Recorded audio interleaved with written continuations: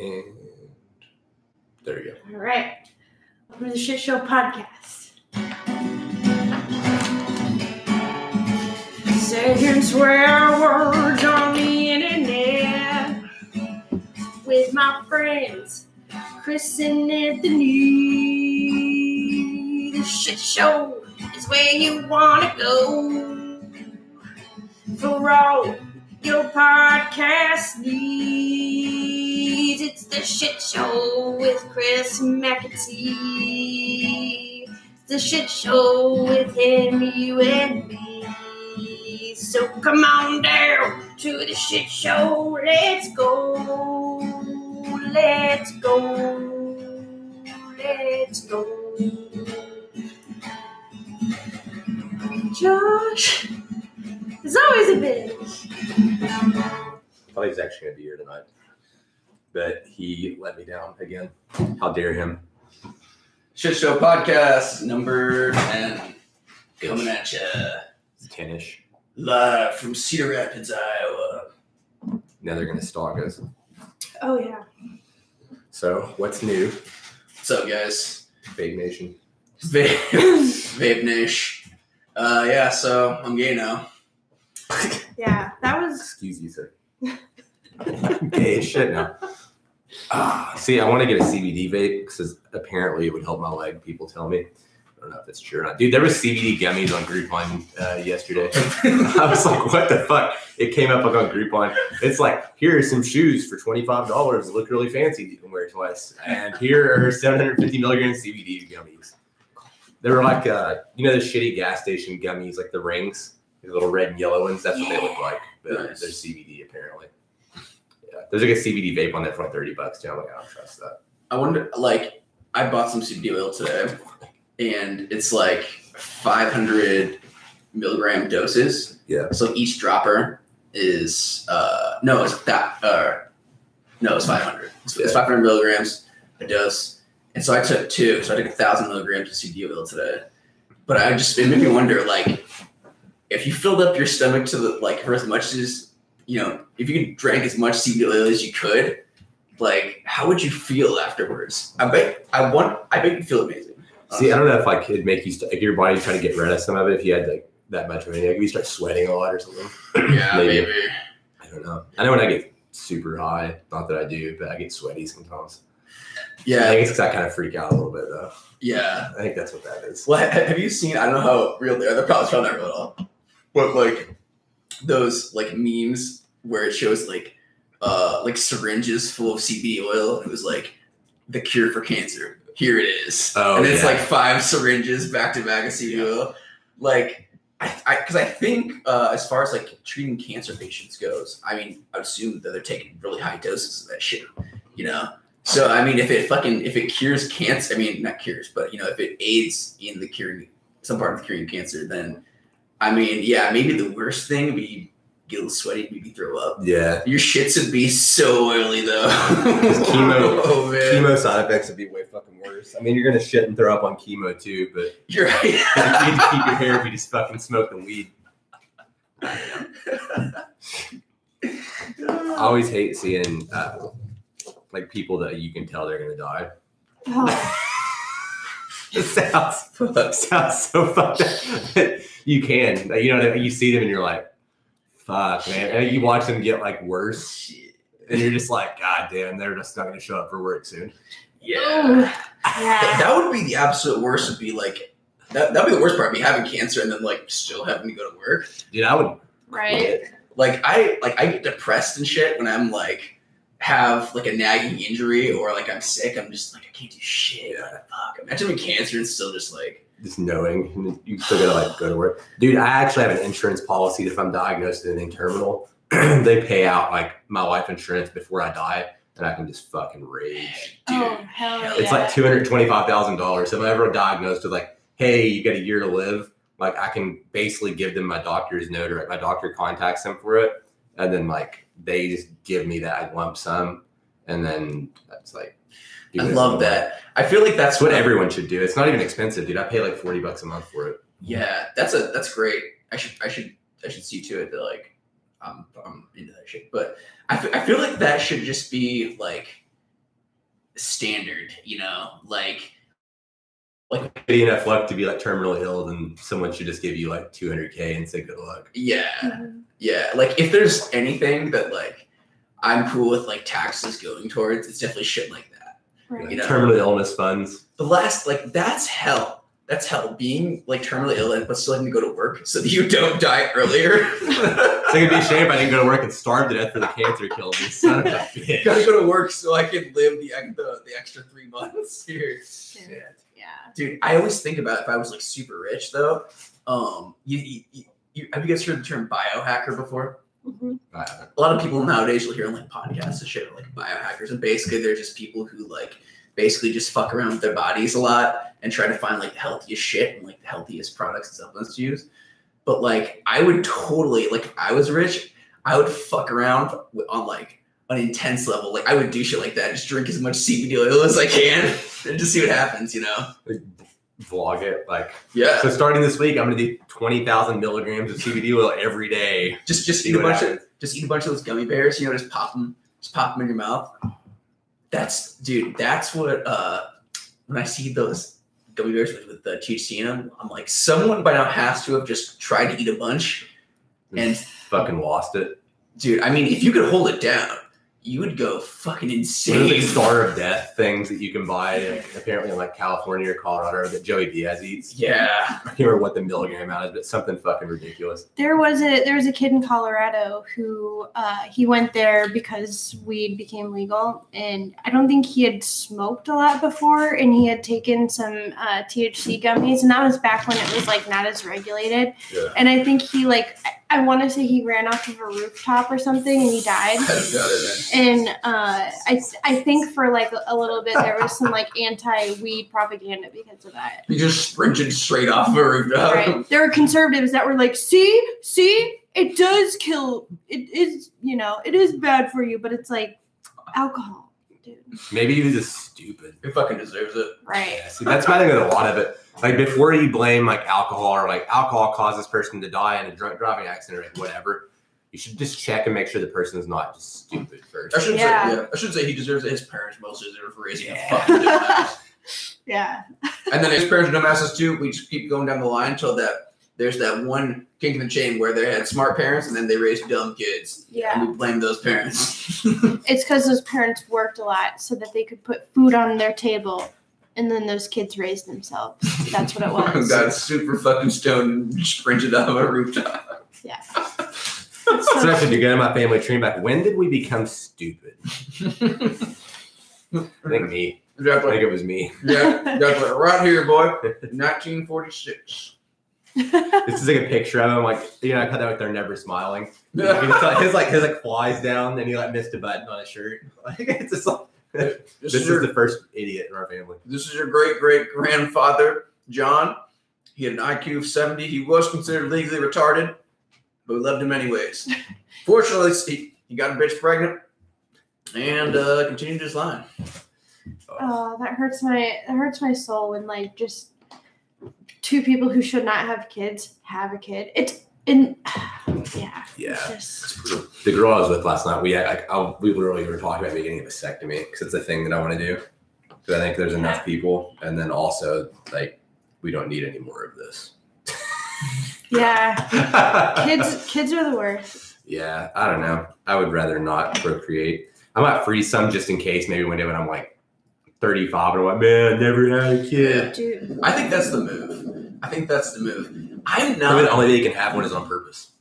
Yeah, I think that's the move, and I'm not in favor of like adoption unless like that's like what you're really into. Like we want to adopt, like unless you've like you and your significant other have really been into that, and you're like for the cause. Because I feel like that like opens up the doorway to people just being like, oh yeah, if I have a kid, I can just put it up for adoption. Yeah, it's whatever. Fun.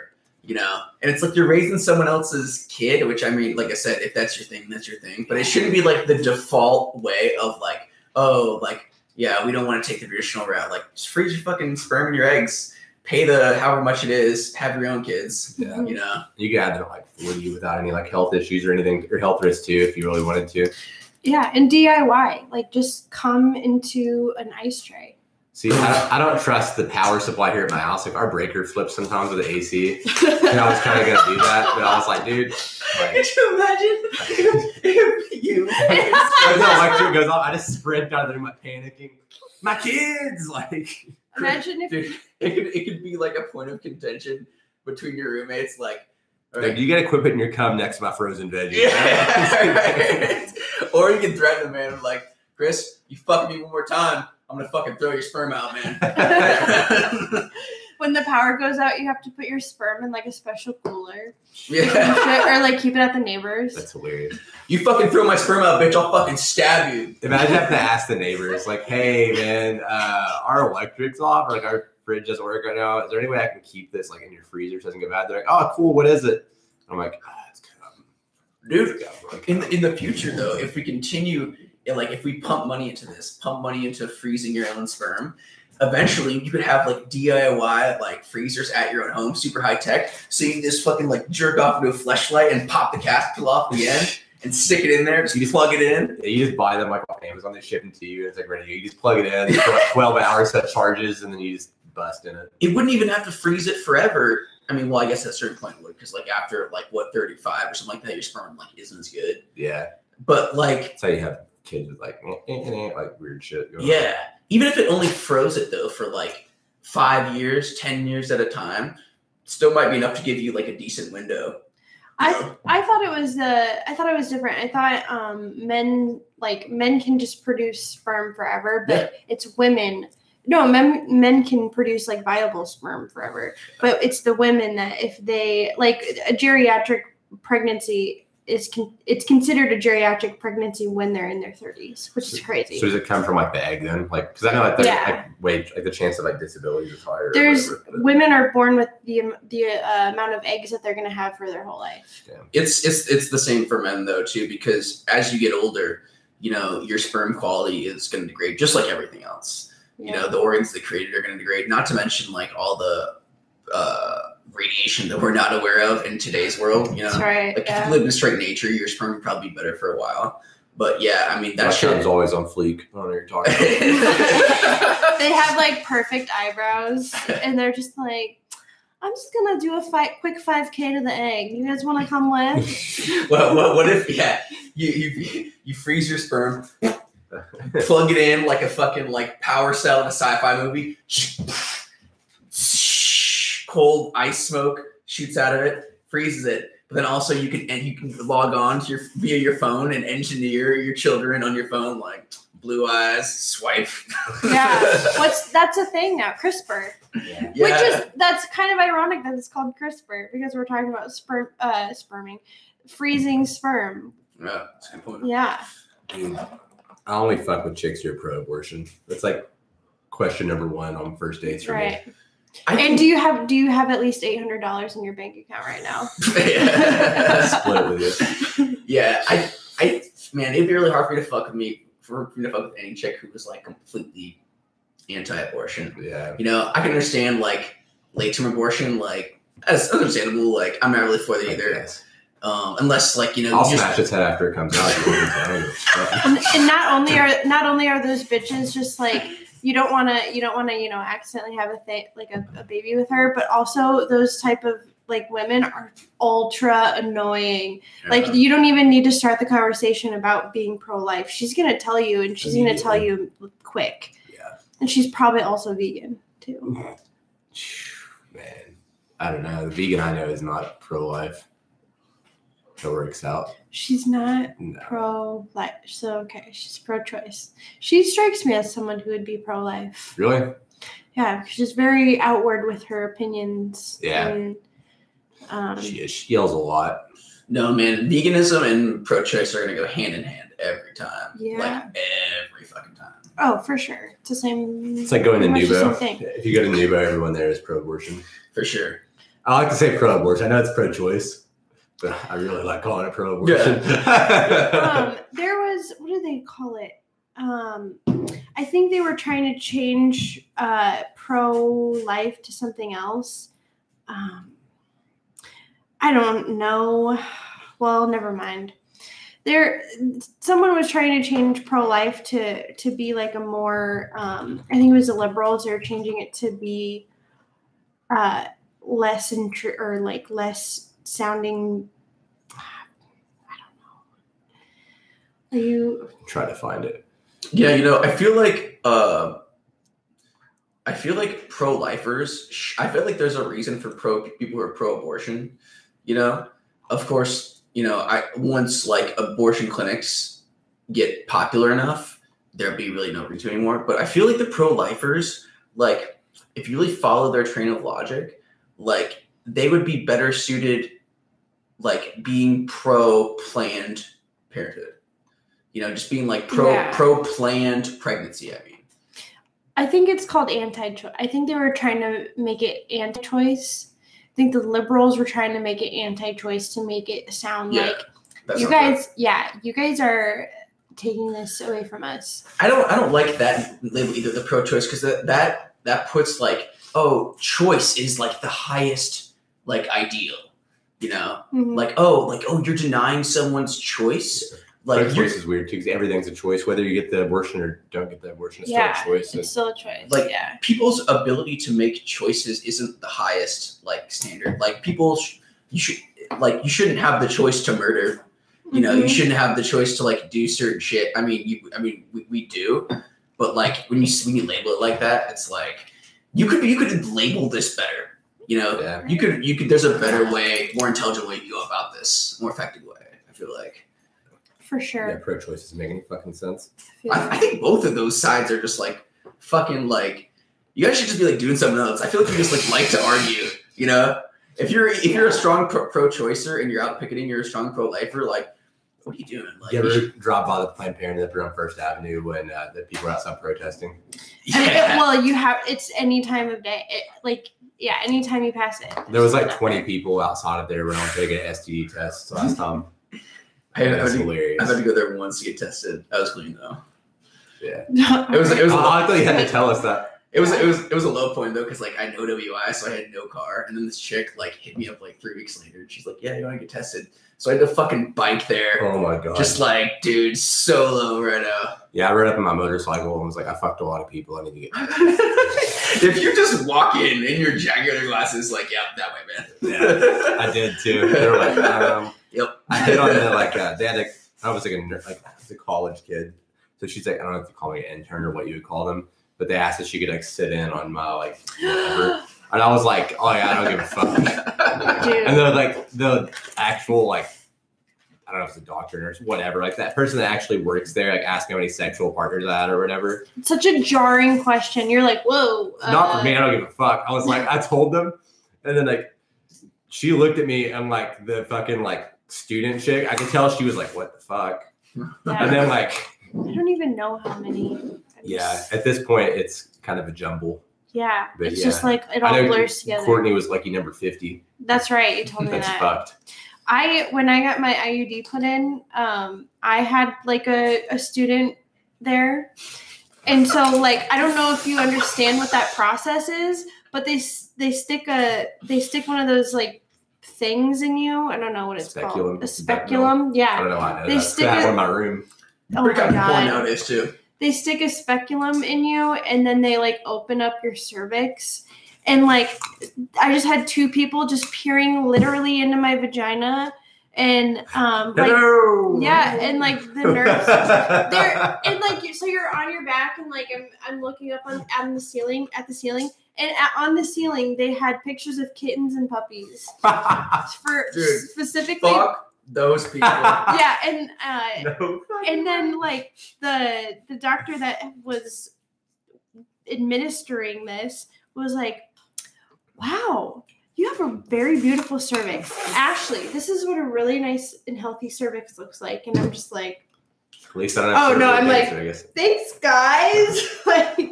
But Fuck. yeah, those students, like, that's such a vulnerable time to have just like an extra, like, hey guys.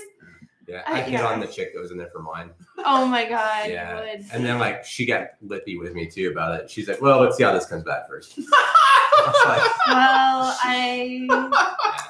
So I think I'm gonna make a Craigslist that mixed connection post. Oh my god. But, dude, and like it came back clean. It's like, all right. So they're like, if you don't hear anything, it's probably good news. And I'm like, all right. So I waited a while, and I was like super paranoid because it was like after like my relationship thing, like she was cheating or whatever. And I was like, Ooh, literally, yeah. even her mom was like, you should get tested. I'm like, fuck. You might be a hoe. So yeah. And then like they never called. So like finally I called them and I'm like, yeah, like, I'm calling to check on my STD test results. And they're like, hang on a second. They put me on hold and the other person comes to the phone and they look it up and they're like, oh yeah, everything came back good. And I'm like, are you sure? Yeah, right. So they're like, why do you send us? I'm like, no, just like statistically it doesn't make a lot of sense. Like, are you sure you don't want to just like give me some antibiotics just because? I need some really strong antibiotics just in case. Yeah. Honestly, man, I was kind of looking for a story out of this. So if you just, just say I have chlamydia or something. Right. My Dick's got a runny nose. my brother is gay, and he was giving blood somewhere, and you're not like supposed to give blood if you're gay. Yeah, like when you get a BioLife, there's like questions. Yeah. And there's at least there's 50 questions you answer every time, and almost all of them are about anal sex and being gay. Yeah. It's like, have you been to Africa? Nope. Have you been fucked in the butt? Really? Also, nope. Are you gay? No. I don't think so. That's one of those moments because I used to donate plasma too. When you realize like, damn, like stereotypes are kind of real. Like, they are, yeah. Have you been to Africa? If you go to Africa, you're what? fucked. You can't sell plasma. But I think for like a 24-hour span, like he got his like blood tested, and for a 24-hour span, like the doctor's office called him and they were like, yeah, we can't take your blood because you have AIDS. And for 24 hours, my brother was like, what the fuck? And he like had to tell his his partner. And then I don't know if they called him or if he like did some follow-up, whatever, but he did not. So he did not. Like, oh, just kidding. Yeah. Yo, I would sue the shit. Right. Oh, yeah. You probably could too. Yeah. I would sue. Like, I'm not a pussy or anything, but like, obviously, like emotional damages and trauma are things that are real. Chris, you didn't know about this, but those things are fucking real. And AIDS, that's like the ruin a relationship for sure. Yeah. If my girlfriend came home and was like, "So we need to talk," I'd be like, "Did you go through my phone again?" She'd be like, "No, I actually have AIDS." I'm like, "Did you go through my phone again?" Oh my god. We need to talk. I mean, I kind of talk about these videos on your phone. I kind of do after going through your phone, like not literally, but just kind of metaphorically have AIDS if you're watching all the shit on your fucking phone. Yeah, that's probably where she got it from. She's like, actually, I have AIDS. I'm like, it's because you went through my fucking phone. I unlocked the screen and I was like, oh, fuck, I have AIDS. Jesus Christ. If you have flu-like symptoms after handling my phone, it's perfectly normal. Dude, phones are probably the most germ-infested thing that anyone holds on a daily basis. Because people bring it with them to the bathroom, they flush the toilet, little specks stick onto it. Too. Yeah. Oh yeah. Dude, I think about that too when I'm like grabbing my phone and I go to like scratch my balls. So I'm like, I should probably clean my phone. Then someone calls and you're like, hello, and you're like, nuts in my face. Yeah. People would, like, when I worked at a cell phone company, people would take their phone in for me to, like, fix their Wi-Fi or whatever. And when I would have it, just out of just being nice, I would clean their actual phone. I would, like, get a wipe and clean it up. So then they would come in and have me clean it. And they had some crusty, like I don't even know. Some people just have the nastiest crustaceans on their phone. Yours is fine. There's just people that have like, I don't know if their skin cells shed off more often than the normal person or what, but it's so gross. Yo, I was kind of thinking about this earlier, like back when you worked for a local cell phone company who shall go remain unnamed. They're almost dead. Almost dead. I always thought like, dude, if you just wanted to take your job like super seriously, or not take it super seriously, but just like do a little to look really professional. You'd look like total dork to your coworkers, but like every time that you handled a phone, you like wear white gloves. You wear Oh like my God, fine yeah. white gloves, and then but like when you ask them for their phone, you have like a line like, "May I please hold your device?" And then they like give it to you, and you like wait for them to present it, and then you like accept it with your like white gloves on. And you were like, Yeah. Like, yes, and Galaxy S7, good year, you know. You And have a then, lab coat on and shit. I Safety feel- goggles. yeah, dude. The more shit like that, the better. If I went to a cell phone place, I don't like fucking with Dude, people's phones. I want the girl with the gloves. yeah, Yeah. just be like a sommelier of phones, you know. Oh my God. Sommelier, however it's pronounced, and just like every time you handle the phone, just have like a little like wipe that you pull out, and you just like clean it off real quick, you know, like Like a handkerchief Yeah. out of your breast pocket. yes. God Holy damn. shit. Can I have another one? Yeah. Sure. He's like, This is your last one. cutting you off. Fuck. It's about Since we're beer. asking for things, can I have a Red Bull? It's ask fatigue. Girlfriend ask I'm fatigue. gonna ask you for all your shit. Yeah. I want a Red Bull. She wants a beer. You can keep your pistachios. Chris wants a Red Bull. He's like, I don't give a fuck. I'll trade you some crystal meth for it. Tight. So, our earlier conversation about just having stashes of jewelry from your lady suitors. Ladies of the Yeah. night. Your ladies tonight, Chris. I have a good idea for you, and this is a tip I've not implemented, but our shit stains can take it. You should have a lost and found at my house. Put it to work. Well, you could have that. That's another good option too. But here's what you do: you just have basically like a closet for women, right? And you just like have like just different makeup and various things. And it's all complimentary, right? Keep them coming back. Oh my Hell god! yeah. I mean, you probably wouldn't want them coming back, Chris. Oh. But if you're really trying to establish like a stable of friends with benefits, See, some of them can come back. Most of them. just have like makeup, have everything that is needed. You know. It's the one thing I miss about Gateway is like all those buildings look the same. So I would fucking I'd pick chicks up in my car and I would circle all these buildings, just drive around for a good like 5 minutes and just pull in. That way I knew that like they could never find their way back there. Hell yeah. Dude, yeah. Anyone, if I make friends with someone and they say they live at Gateway, I'm just like, okay, well, we can't be friends then. Right. Because that's annoying as fuck. I'm like, do you hear people fucking all the time? Because that's what it was like for me at Gateway. The walls are so thin, dude. We had like, I swear the people next door were like a swinger couple too. They're like Mexican, Nice. which I don't know why that matters about being a swinger, but they're a Mexican couple. The chick was actually kind of hot. The dude was a little fat, but like Sounds about like every Mexican Yeah. couple I've ever see, seen. I would hear them fucking all the time, and like I would have people over too, and like so I would be fucking, so I know they can hear me fucking, and I can hear them fucking, Yeah. and then like we would go to work at the same time. So like the next morning, like I would be like letting some chick out before I go to work, and like then I would like come out, and like he would also come out like for work. So I'm like, when we just like look at each other and never talk. I never had a conversation with him ever, except for the day we moved. He's like, "Hey, you guys moving out, man?" And I'm like, "Yep." And he's like, "Yeah." And I'm like, "See you later." Like that was the whole day. It was just fucking awkward. I feel like I'd be more inclined to talk to neighbors if I could be guaranteed that I knew whether or not they could hear me fucking. You know, because when you don't, it's kind of like, Yeah. like how close are we? You know. I recently met our neighbors, and they invited me in to like smoke and drink one morning at 9 a.m. Allegedly. Jesus. And I was like, all right, I have a day off. And we just got to talking, and I was like, hey, I'm sorry if you can hear me and my boyfriend. And they're like, and the girl was like, ah, ah, ah. Oh, And fuck. I think she was quoting Forrest Gump. She was quoting Forrest Gump because neither of us made that sound. Yeah, neither of us make that sound, but it was really jarring. I was like, but yeah. I don't know. I'm pretty sure in our apartment that they can't. Yeah. Well, who knows? Yeah. I like the neighbor lady next door over here. I don't know her actual name. The dude's name is Todd, so that's called Miss Todd.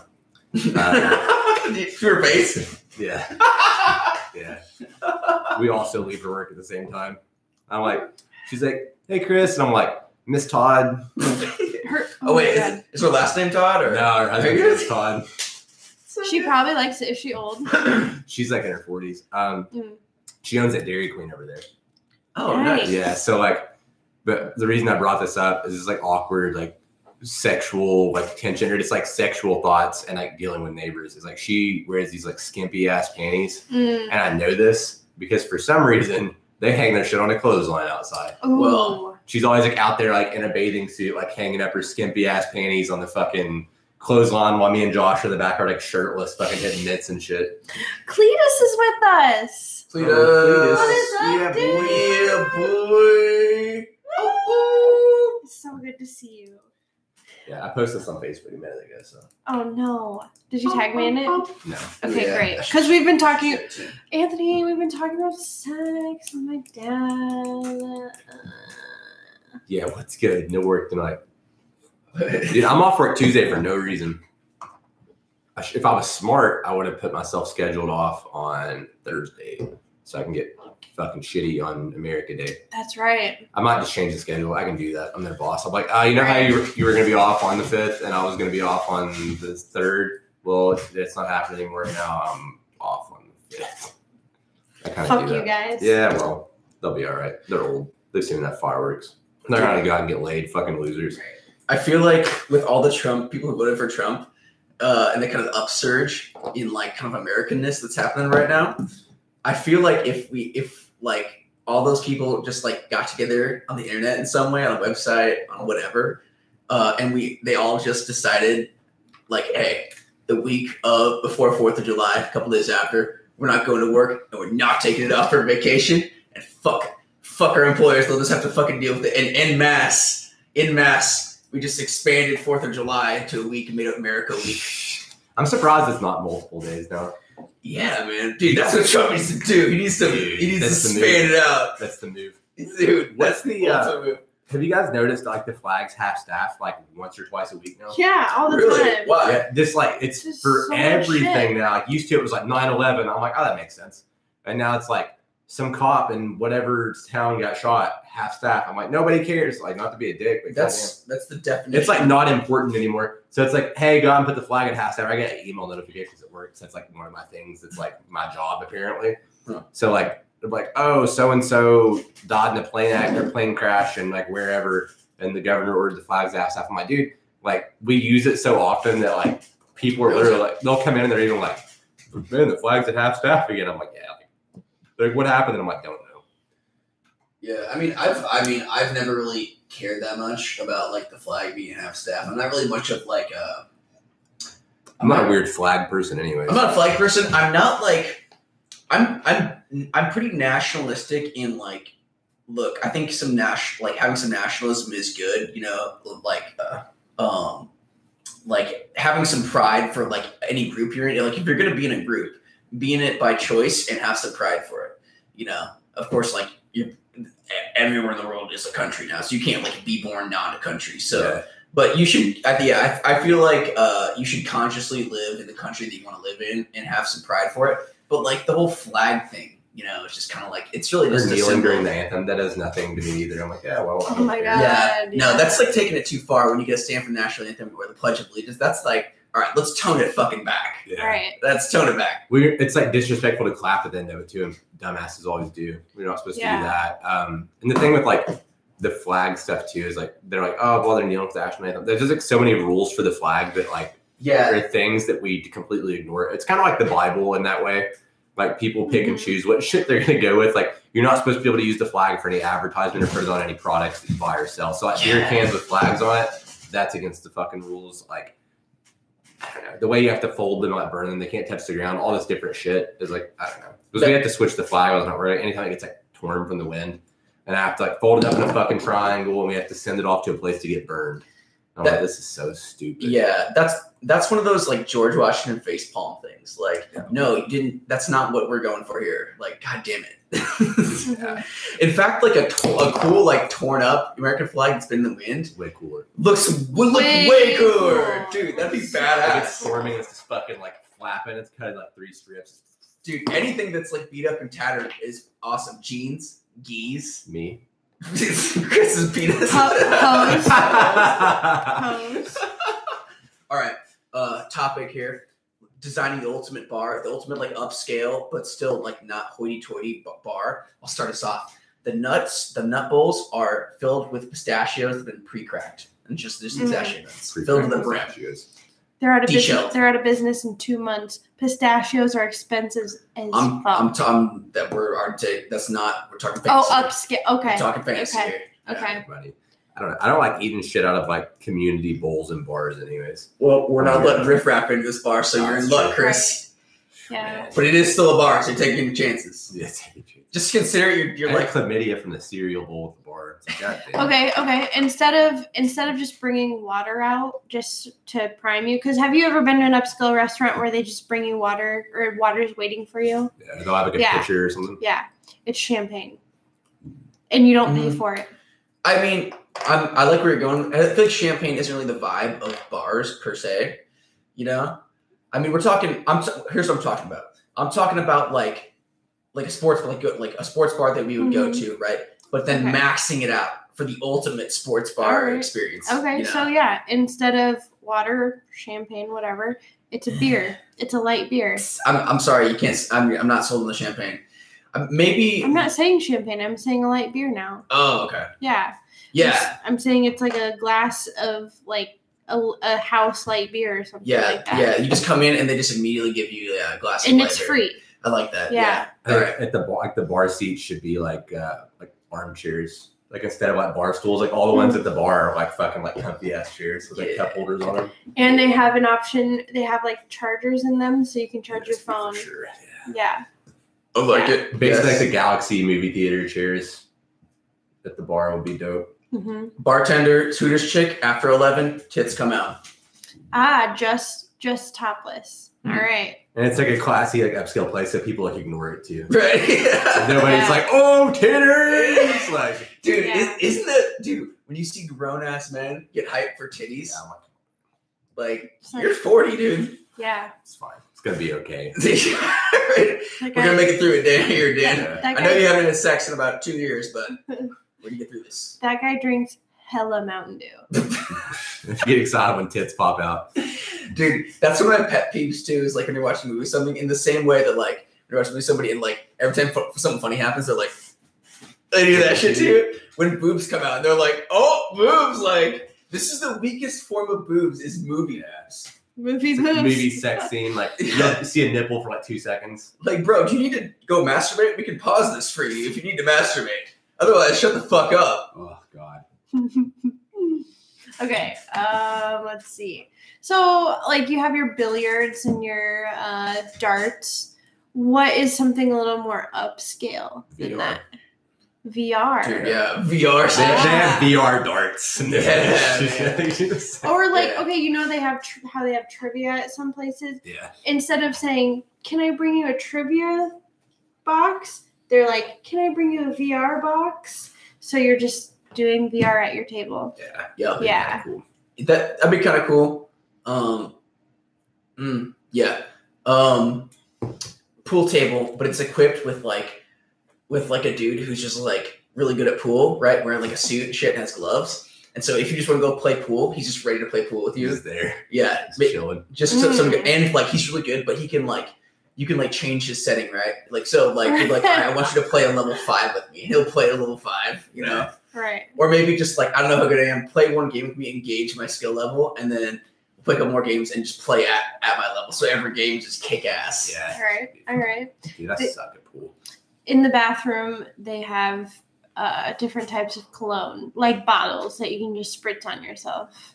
Yeah, I like that. Bidets. Yeah, bidets. Yeah. Oh, okay. Kits in each bathroom, whether it's male or female. If you're going home with someone, it's like a kit to like freshen up, you know? Yeah. Do you guys ever smell your genitals before you bring people home with you? You're like, I don't know if I'm prepared for this. Yes. I don't know.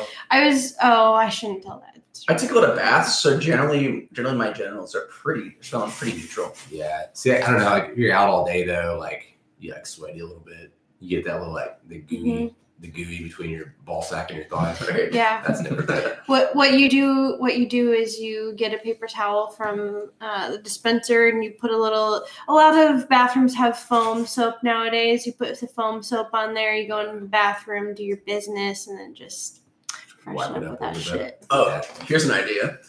You can order Mickeys into your drink, like Viagra, like mild doses of Viagra, just like get you horny. Yeah. You know? All right. Okay, I'm feeling you. Instead of to piggyback off of that, just like, well, I guess gas station dick pills is not what we're going for. But yeah. But that would be like, what if they had like a dispenser? Yeah, well, like they were sitting behind the bar, like I'll take a Coors Light with a Mickey, and they have an eyedropper. They got it already like portioned out, like bing, bing, 2 drops, like. They have a max they can't go over because they can't have guys walk around with like stiffies, but just enough to just kind of like get you like zoned in, you know. And but like also it would turn the drink like a color, so you would know if something's in the drink. Yeah. You know, so you can like fuck people. Yeah. Yeah. Dose someone. Yeah, right. Get everyone in the bar a boner. It also kind of weird though, like drinking your boner beer, like. What's up, ladies? Yeah. They can tell looking at it like this fucking guy. Right. This guy's trying to fuck me. Maybe they have like a portion of the bar sectioned off for just people looking to like fuck. Yes, there you go. There you go. That's a good idea. That way you don't have to like deal with it if you're somewhere else. Yeah. Well, and also you can just do a shot too, like take a shot with a Mickey. Bam. Mm-hmm. I want a quarter chub, please. Yeah. Interesting. There was I this fucking chick at Dick's last weekend. And like she was just like she's attractive. A little too much denim for my liking, but dude, I know what you mean. Yeah, she was like just running around. Like I saw her like talking to like every guy there, basically. Like I mean, like it's basically like the reverse of my game. So like, I see what you're doing, bitch. Numbers. So yeah, she's like she was doing that. She's like walking to people like and they're buying her drinks or whatever. And she comes up to this guy. It's like this tall, like he's a big black guy, and she walks up and she starts talking to him for a second, and she's like, hey, do you want to get me a drink? And he was like, I don't know, I'm not gonna do a stereotypical black voice like accent. It's because I'm not, but yeah, you could get the idea. And he's like, I'm not fucking you. Why the fuck would I buy you a drink, basically? And so I got you. I ain't fucking you. Why am I buying you a drink? I ain't fucking you. Hell yeah. So it's basically like that. And then he's like, was saying he's not doing it, but he's like, but one of these guys might do it. And he points at me and the guy on the other side of him. She looks at me and I'm like, I'm good. Dude, that's the guy who likes to rock the boat. He's like, she walks off to go like basically all the way to the end of the bar, and he looks at me and I'm like laughing still, and he's like, that shit was funny, and I'm like, yeah, I was like, that needs to happen more, honestly. That's fucking that's funny. I think the thing that I like, the reason I've never really been like too big of a slut myself is like, of course, if you're a slut, like you're gonna get along with like the sluts of the opposite sex, you know? But like I hate talking with sluts, you know, because like you can tell if they're like into you, like you know what's going down, but you just have to say you can't just be like, all right, let's get up. Maybe Chris Mack you can. Let's get the fuck out of here. But you have to like play the dance and like do this dance, play the song game, and say the words. Mm-hmm. And it's like I can't bring myself to like just be like, oh yeah, so what are you up to? You know, like I can't. I do very little like actual game acting. I'm like, I'm not. I was gonna say I've always just been the type to be like, there's a really cool scene in Broad City where Alana, the curly-haired Jew, she's like looking for dudes at the bar, and she's like scoping it out, and like she's like looking at a guy, and she's like this, and he's like, and she's like, okay, cool, and then she like looks the other way, and she's like, and finally she gets a guy that is like this, and anyways, so I've like my experience being single, it was like that. It was like just look around the bar and just like see someone who's like already looking at me, and if they're hot, then I'll be like, for that one. Yeah, hell yeah. Like I could do this thing. Like Sparky gave me a breakdown. I didn't even realize that I did it on purpose or it was like a thing I did, but he gave me a breakdown of like what I do and why it works one day. And I'm like, dude, that's fucked up. I never realized I did that, but it's a thing apparently. I have to give away my secret and never get laid again. It's gonna happen right now. Dude, I'm just imagining Sparky doing like a sports science breakdown of your game. Dude, he does. Like, he like tells it to people too. He'll like, I don't know, it's funny. So like basically what I do is I like to go in and I like to sit in a seat where there's 2 empty seats on one side of me, at least, like 2 empty seats, because chicks never go to the bar by themselves, of course. So you want both of them to sit there, and like basically where I'm younger than a lot of the people that are in the bar and like less creepy looking. Like they're like, it's kind of like the urinal game when you go to the bathroom and it's like crowded. You're like, oh, who do I want to piss beside? Because like someone's gonna be standing right next to me. Like that guy's a little smaller on the smaller side. He looks pretty clean. He's standing next to him and piss. But they like have to make that choice like when they come in to sit down. And that's when I want the 2 empty seats. And then I'll talk to the more attractive. All right, so the more attractive one that I'm actually interested in, I'll talk to the one that's not as attractive, or sometimes I'll just talk across them to the other one. Yeah. Just to like, because it annoys the fuck out of them. So then they start talking more. So yeah, that's kind of my move. Sounds like some very solid old school American game to me. Yeah. Cletus has some insight. Who wants to read what he said? It's great. All right, here's my favorite. You meet a girl the first night, take her home, about to get it popping. So you pull out the condoms and say, I'm not a slut. And she says, I'm not a slut. They says shit like, oh my God, I hate condoms. Like, no thanks, Chica. I'm going to go play some Xbox and then get AIDS. Yeah, that is a thing for sure. Like the amount of chicks that have told me like they don't have to use a condom is fucking, it's amazing. It's crazy. Jarring. And I'm always like, the fact that you said that makes me want to use one. Yeah, dude. Yeah, absolutely. And they'll be like, I want the pill. And I'm like, I don't know if you remember to take it. Yeah, dude, that's what you just talked to. He said, I want the pill. Yeah. No. Yeah, I want the pill. You know what astounds me? You can just come at me. I'm like, someone else did earlier today, huh? Well, you know what astounds me with the pill? It's like the perfect recipe for just like chicks to either fuck up or fuck with you. Mm-hmm. The fact that you gotta take it every day. Yeah. You know, like that's just a recipe for like someone to get pregnant. That's almost like enticing you to get pregnant, you know? I definitely the pill is just, it's not 100%. Yeah. So for people just to be like, I'm on the pill, it's okay. It's like, that's so fucking stupid. Yeah. I know so many kids that are alive and breathing right now whose mom was on. That's why I have like a candy dish on my bed like this, and it's just filled with Plan B pills. For real? No, that'd be too. That would be so cool. Chris mashes them up in a mortar and pestle, and then sucks it up into a straw, and then when they're snoring, blows it in their mouth. Girls that can't even show up to work on time for 3 days straight, I'm supposed to trust you.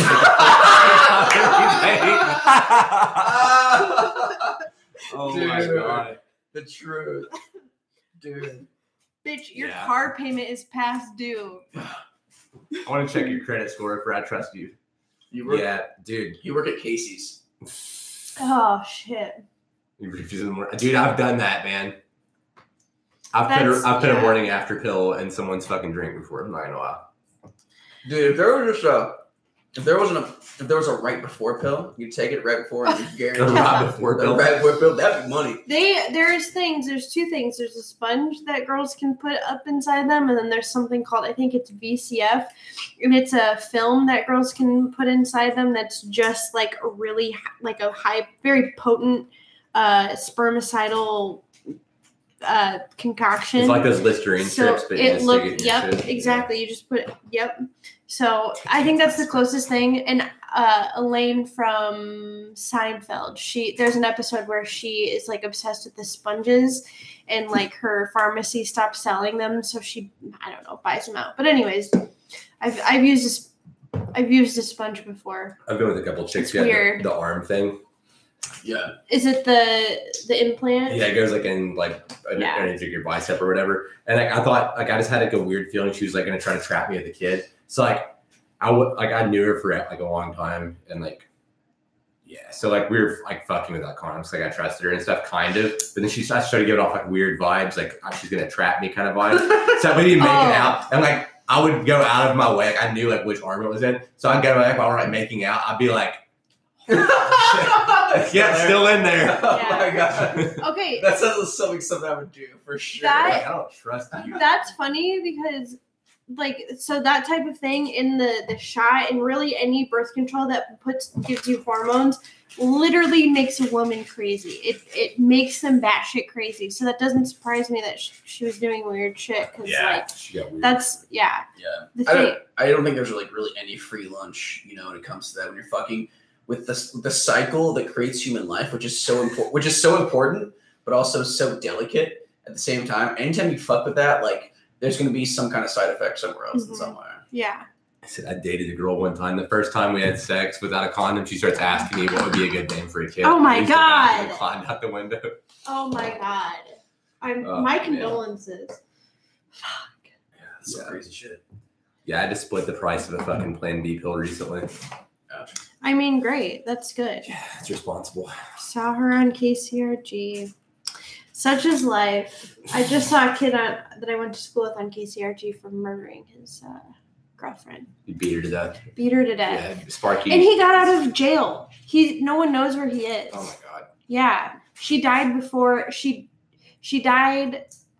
Or wait, he got out before she died. Yeah. Yeah. And then she died. She literally died in the past couple of days, right? Yeah. Yeah. Me and Sparky were talking about that because he had met the guy before, I guess. Apparently, that's fucked. Yeah, that sucks. Yeah. I grew up in Walford, and that's growing up, that was there was 300 people in that town, and he lived in Walford, so. Reminds me of that rapper who just recently got shot, who was beating his real. All right, let's go around the table. Everybody give your interpretation of that dude's name. I'll go first. XXX Tenacious D. The kid that beat his girlfriend to death? What? Another rapper that got shot. The rapper. We're going to go around the table. Go. Your interpretation of his name. Okay. Tight asshole Titan. What the fuck? He says XXX Tenalicious. Dude, I don't know what that guy was even trying to spell. Was it supposed to be tenacious or tentacious? I don't get it. It's XX-tenation. What does that mean? XXX what in tarnation? X-tenation? Sounds like just a word he just invented. No, it's XXX Tentacion. Tentacion. Yeah. Dude, I don't know. That's what I don't get. What he was trying to actually spell was always my thing with it. But I posted a meme about it. Oh my God, XXX 10 shots in the car.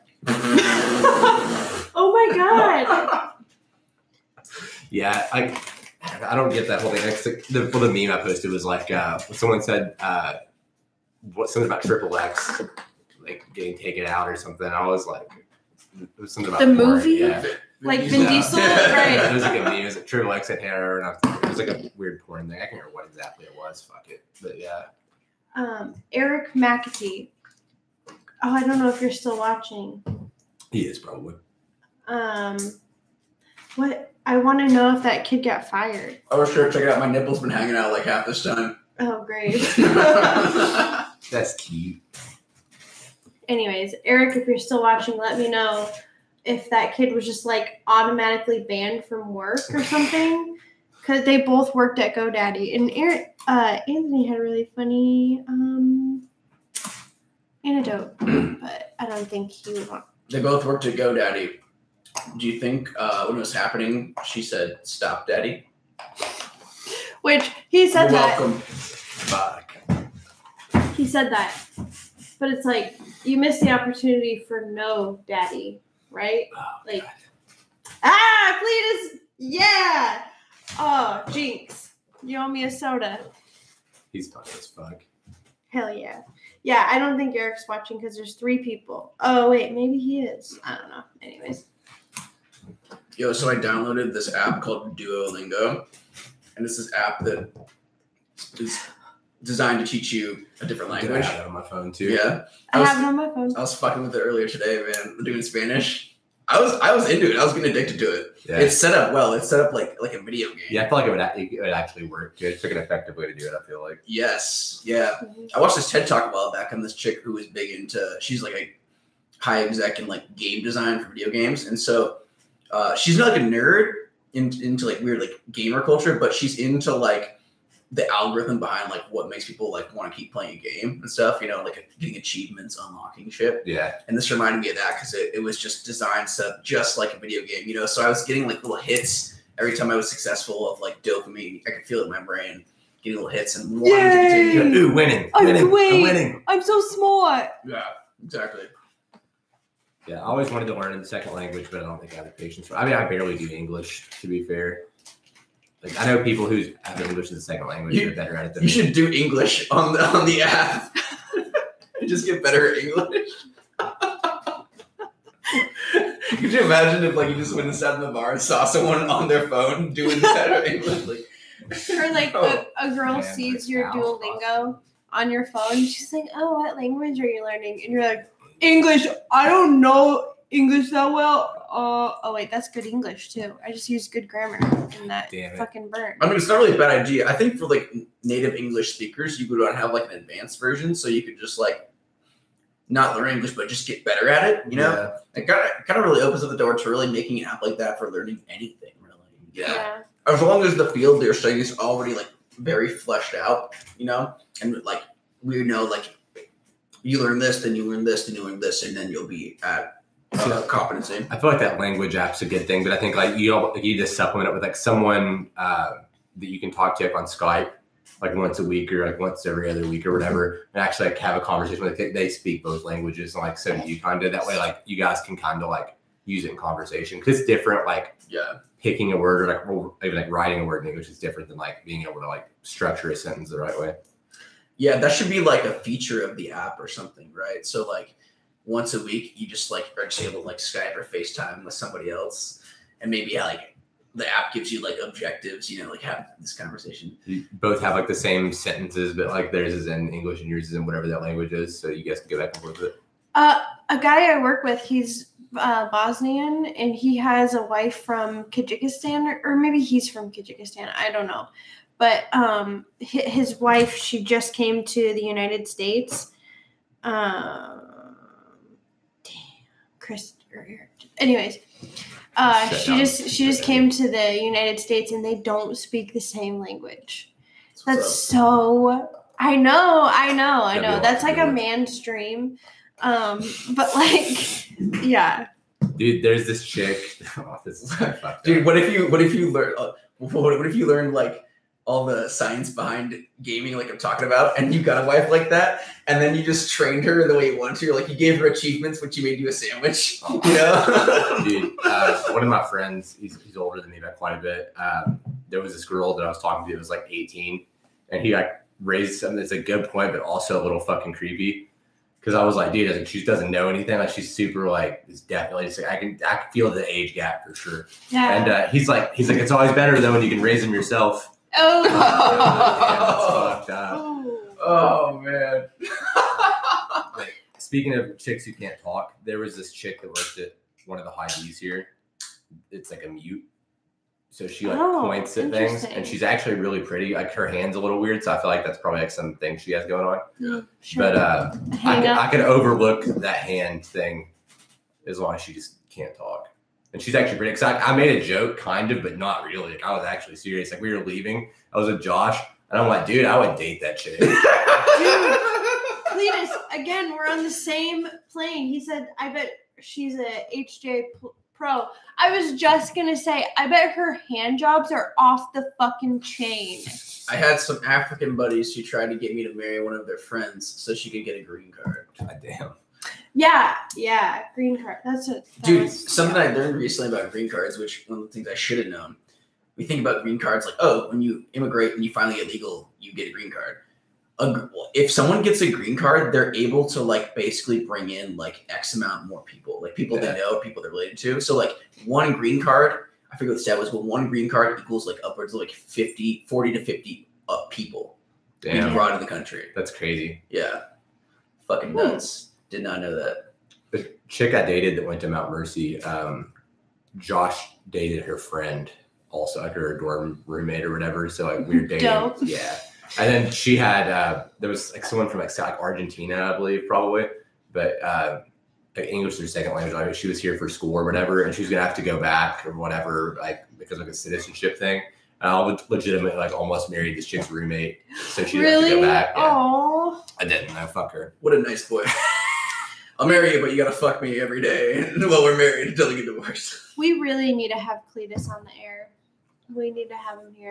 He's gonna be a long-winded guest. We should just like make him wear a mask so he continues to go anonymous. Which I don't think he like wants to be anonymous, or maybe he does. We could get like a GIMP mask, like a black GIMP mask for you. I have like a Hollywood Undead Johnny Features mask that has LED lights in it, like glows and shit. Perfect. Oh yes, okay, definitely want to be anonymous. All right, Yeah. that makes sense. I got it. That's cool. He can wear, dude, like the sunglasses with the eyebrows and the big nose. I think I have like a George W. Bush mask somewhere. Yo, someone should turn that Groucho Marx glasses, mustache, and nose mask into like a hipster mask. The hipster version, you know, like hipster glasses, hipster mustache. Oh yeah, that'd be cool. Hell yeah. He already has a mask for some reason. I just wanted to put a plug out there. I will be at on August 4th. HD is opening up their new headquarters, and I will be doing a 1-hour set of just music and stuff. So They're on August 4th. August 4th. Yep. I don't know any times or anything, but I will be there. First 50 entrants get a free hand job from Leah herself. So. Yeah, so. Me and Spud talked about that. We made a deal. So yeah. Dude, I was sending him screenshots of the messages that I was getting from the promoter yesterday. This fucking guy like is asking like so many questions. Like, how tall is he? How old is he? Is he Southpaw, Orthodox? Like all these questions, and I'm answering all of them because I don't give a fuck. But it's just like super awkward. About you or yeah, the guy that I'm fighting is like asking you a bunch of questions. Really? Yeah, I'm answering all of them. Whoa. I don't give a fuck. You should like, tell him. My right knee's really bad. You should definitely kick me in it. No, I was just gonna say you should tell him that you have an injury that you definitely don't have, or you should tell him that I have AIDS. You should. If you're a kicker, if you're mostly a kicker, you should tell him you're mostly a striker. Yeah. Or I'm sorry, if you're mostly whatever the opposite is. I would just like kept giving him like random stats that like he didn't want. Yeah. Right. My birthday is March 29th. Dick length. He sent me a friend request on Facebook. The best part that I took a screenshot of it, I was stalking his Instagram, and he sent me a friend request on Facebook while I was stalking his Instagram. Oh. So we were both looking each other up at the same fucking time. You guys are both fiending. Yeah. Is it his? Is it his first fight or is? Yeah, it's his first is. fight. Oh, no wonder he's asking all those questions then. I was just like, whatever. It was like 4 weeks ago. I was like, whoever, don't care. Yeah. I'd be friends with the dude like after the fight, but like before the fight, I'm kind of Nick Diaz-ish when it comes to that shit. Like, I want to talk to you. I don't want to like be cool with you right now. Like, trying to get in the zone here. Yeah. I'm trying to kill you. Yeah. For a paycheck. He can't drive right now either for whatever reason. I did find that out. I'm like, hey, me neither. Interesting. What if you both go right to the venue with him on the back of your motorcycle, grabbing around your waist? Damn. Dude. He said he had to fight a guy. He used to help you ready for fights. That's fucked. That's so fucked up. It was really strange watching people at HD at the last BJJ competition, watching people go against other people from the gym. Yeah. And how the other, like the coaches there just didn't say anything and didn't want to say anything during the matches. That's what you're supposed to do. Right. Okay. I would have. You should not. Like, get him, Josh. Right. Yeah. I mean, you should not.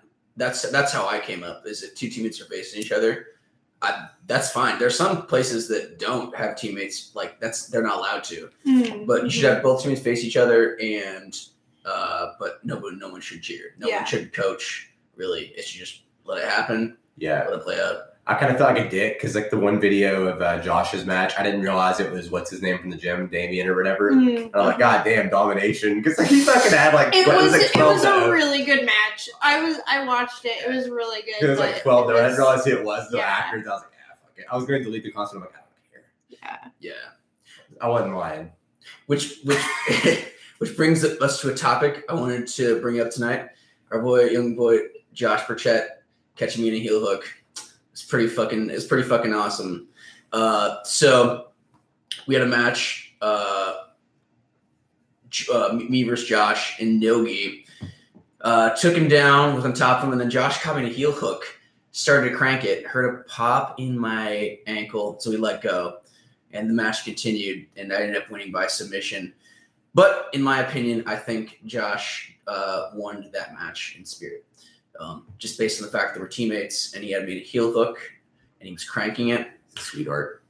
In retrospect, I probably should have tapped there or just froze and let him keep going. But when he let go, I just like escaped. I just I used the opportunity to escape. It was you were in that mindset of tournament. Like I was saying, like I'm kind of when it comes to competition, like I'm pretty happy go. Like when it comes to competition, like I really like to zone in and really just try to win at all costs. So after the match when I watched it, I felt like shit. So I made Josh poo, and I was hoping he was gonna be here tonight, and he wasn't. And I was hoping to do it last week, but I made Josh a medal. My bronze medal. It says Josh is now an official shit show podcast prop. That's the only condition of this medal. We're looking for a chain, anyways, for our for our podcast. So this one's for Josh. Wish he was here. Hopefully, we'll see this. If not, maybe we could just like cut out a little 2 minutes of this video and post it. Yeah, I'll put it on Instagram. Yeah. We could cut a little clip of this because I do feel like if I was Josh, I would feel kind of gypped. Just wanted to get it out there. He caught me good, and I don't think the official decision accurately reflects that match. So that's fucking cool. Also, I think based on this, we should give Josh a 3 podcast pass while he's here on the Josh is a little bitch. Okay.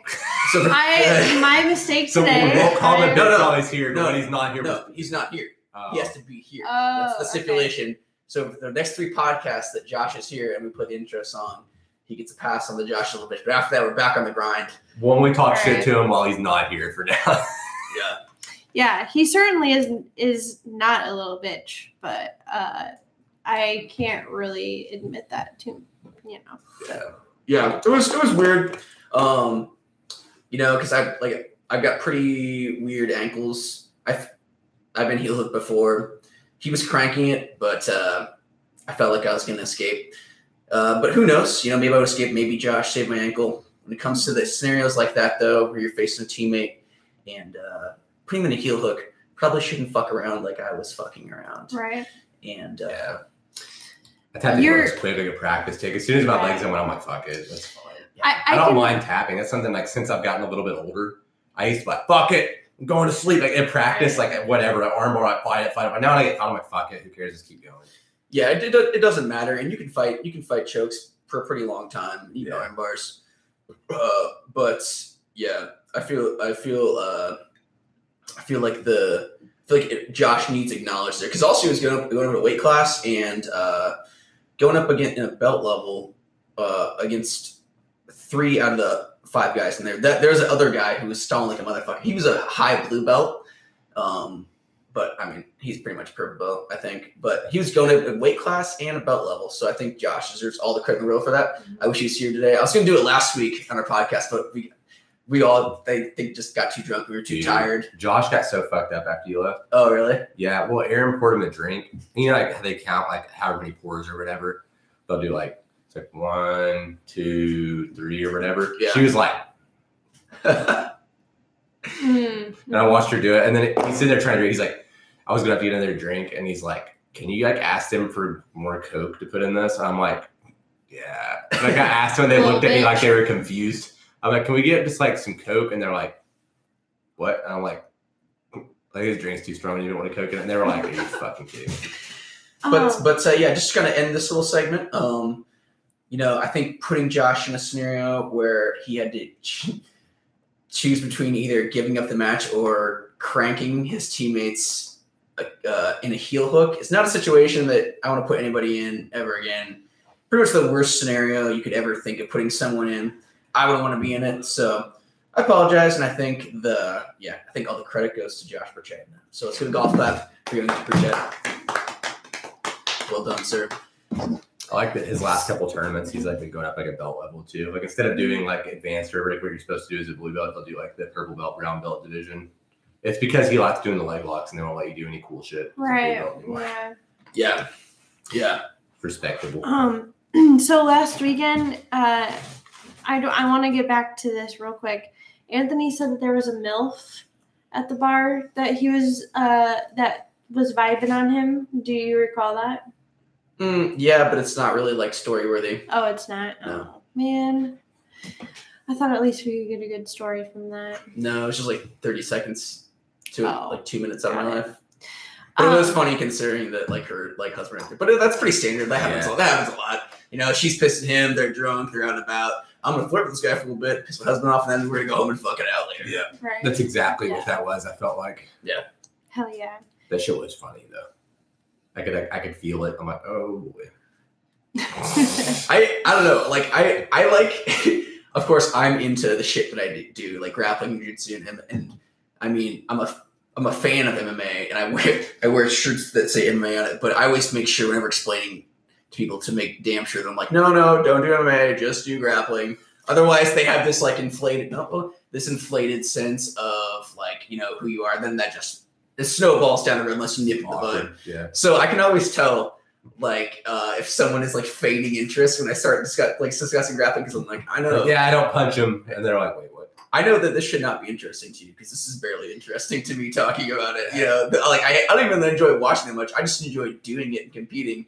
So people's like, oh yeah, wow, that's really cool. It's like, there was a kid you went up against that I think I overheard you guys talking, and he was like, yeah, when I found out I was going up against someone from Hard Drive MMA, like you do MMA or something like that. He was the kid that you beat twice.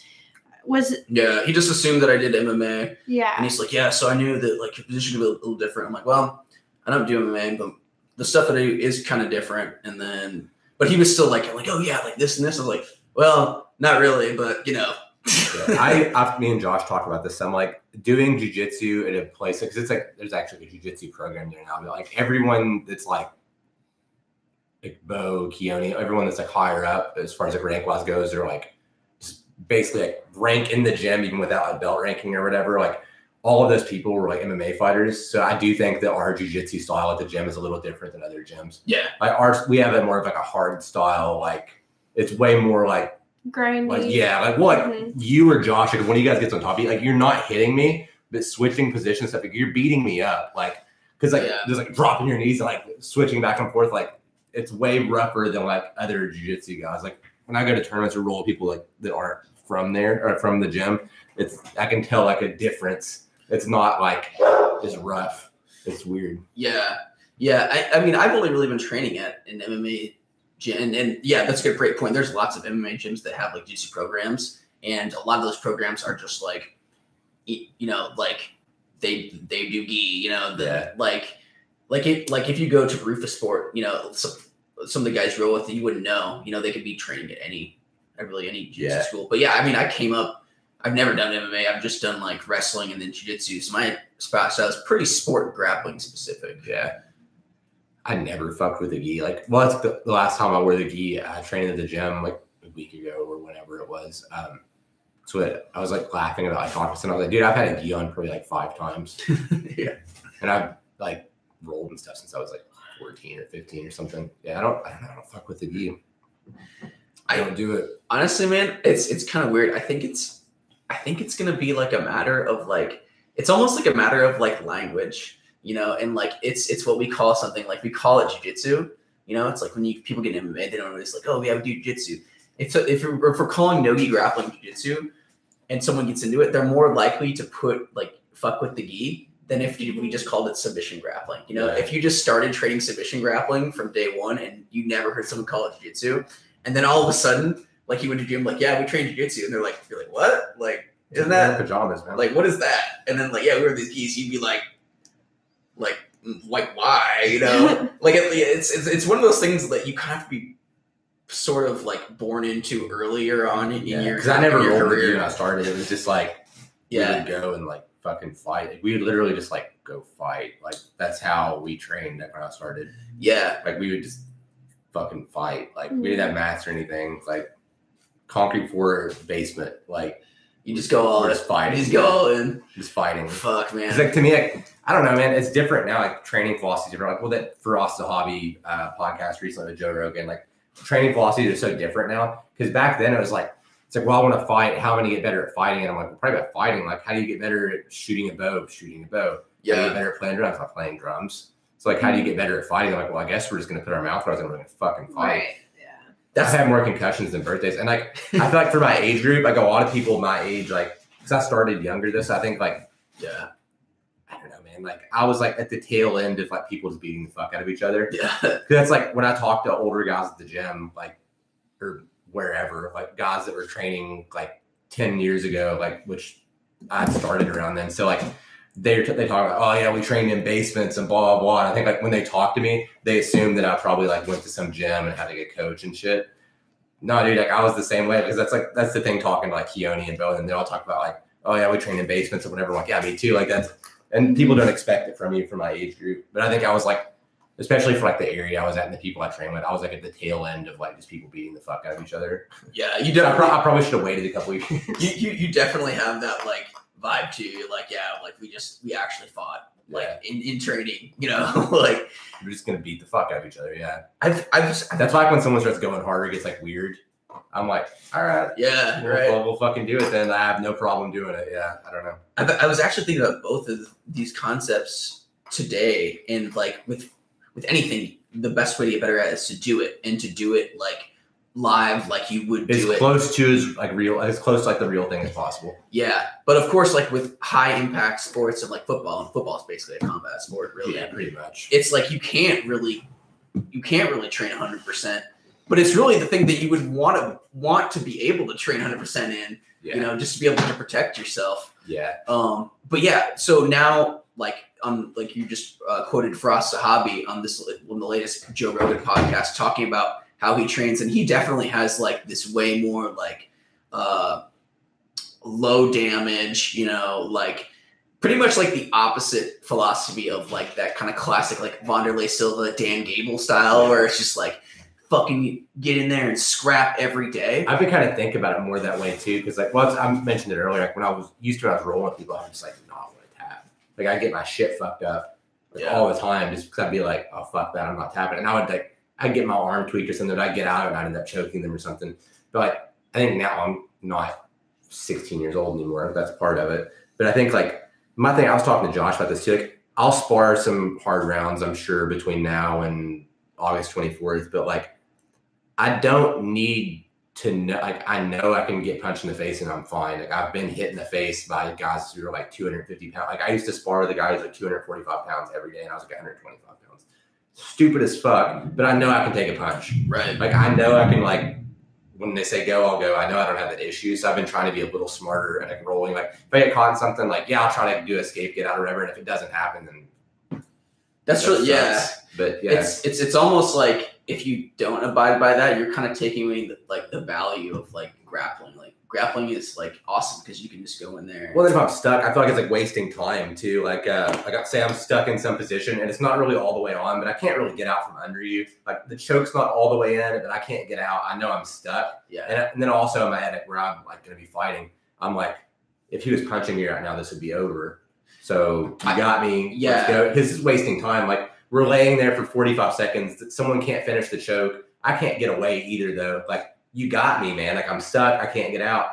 Fuck it. You got me. Let's go again. Like I think that's the way to do it. So you get more more actual like repetitions of all your moves because you're actually doing it. And then you're actually going over and over again instead of like, I'm stuck here for 2 minutes of this 5-minute round. Like you should have just tapped and started back on your feet or wherever the fuck, because like, I'm also a big believer in like not doing this sucks to view it all the time, and it makes it hard to want to go back and train again. But I'm also a big believer in like, say like I'm grappling with you and I'm getting ready for a fight. Like if you get me in a choke or something, like say like you mounted me and you have me like an arm triangle or something, and I tap, let go of the choke but stay in the same position. Yeah, like, don't let me out just because you got me and I tapped. Like that's you can't do that all the time because it's just like it like mentally you're just like I don't want to do this shit anymore. Yeah. But like it's important to like.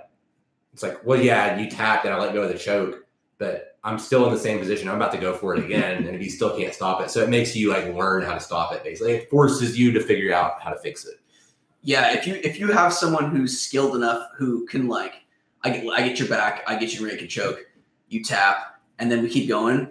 Like, if that was me, what I would do is like I then wouldn't go back to the rear naked choke. I would want to have like another option that I could go to so we could keep the shit going. Yeah. But not like just keep like choked you again, choked you again, because that you can just kind of get bogged down there. But be good enough to where you can be like, all right, now I'm gonna go for an arm bar. Yeah. But yeah, that was the way I came up submission wise, which is like if your arms are getting extended, like just tap.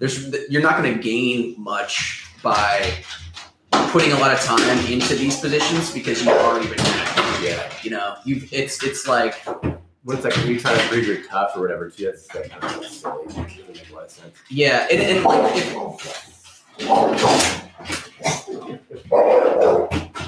I like how mad he gets. Yeah.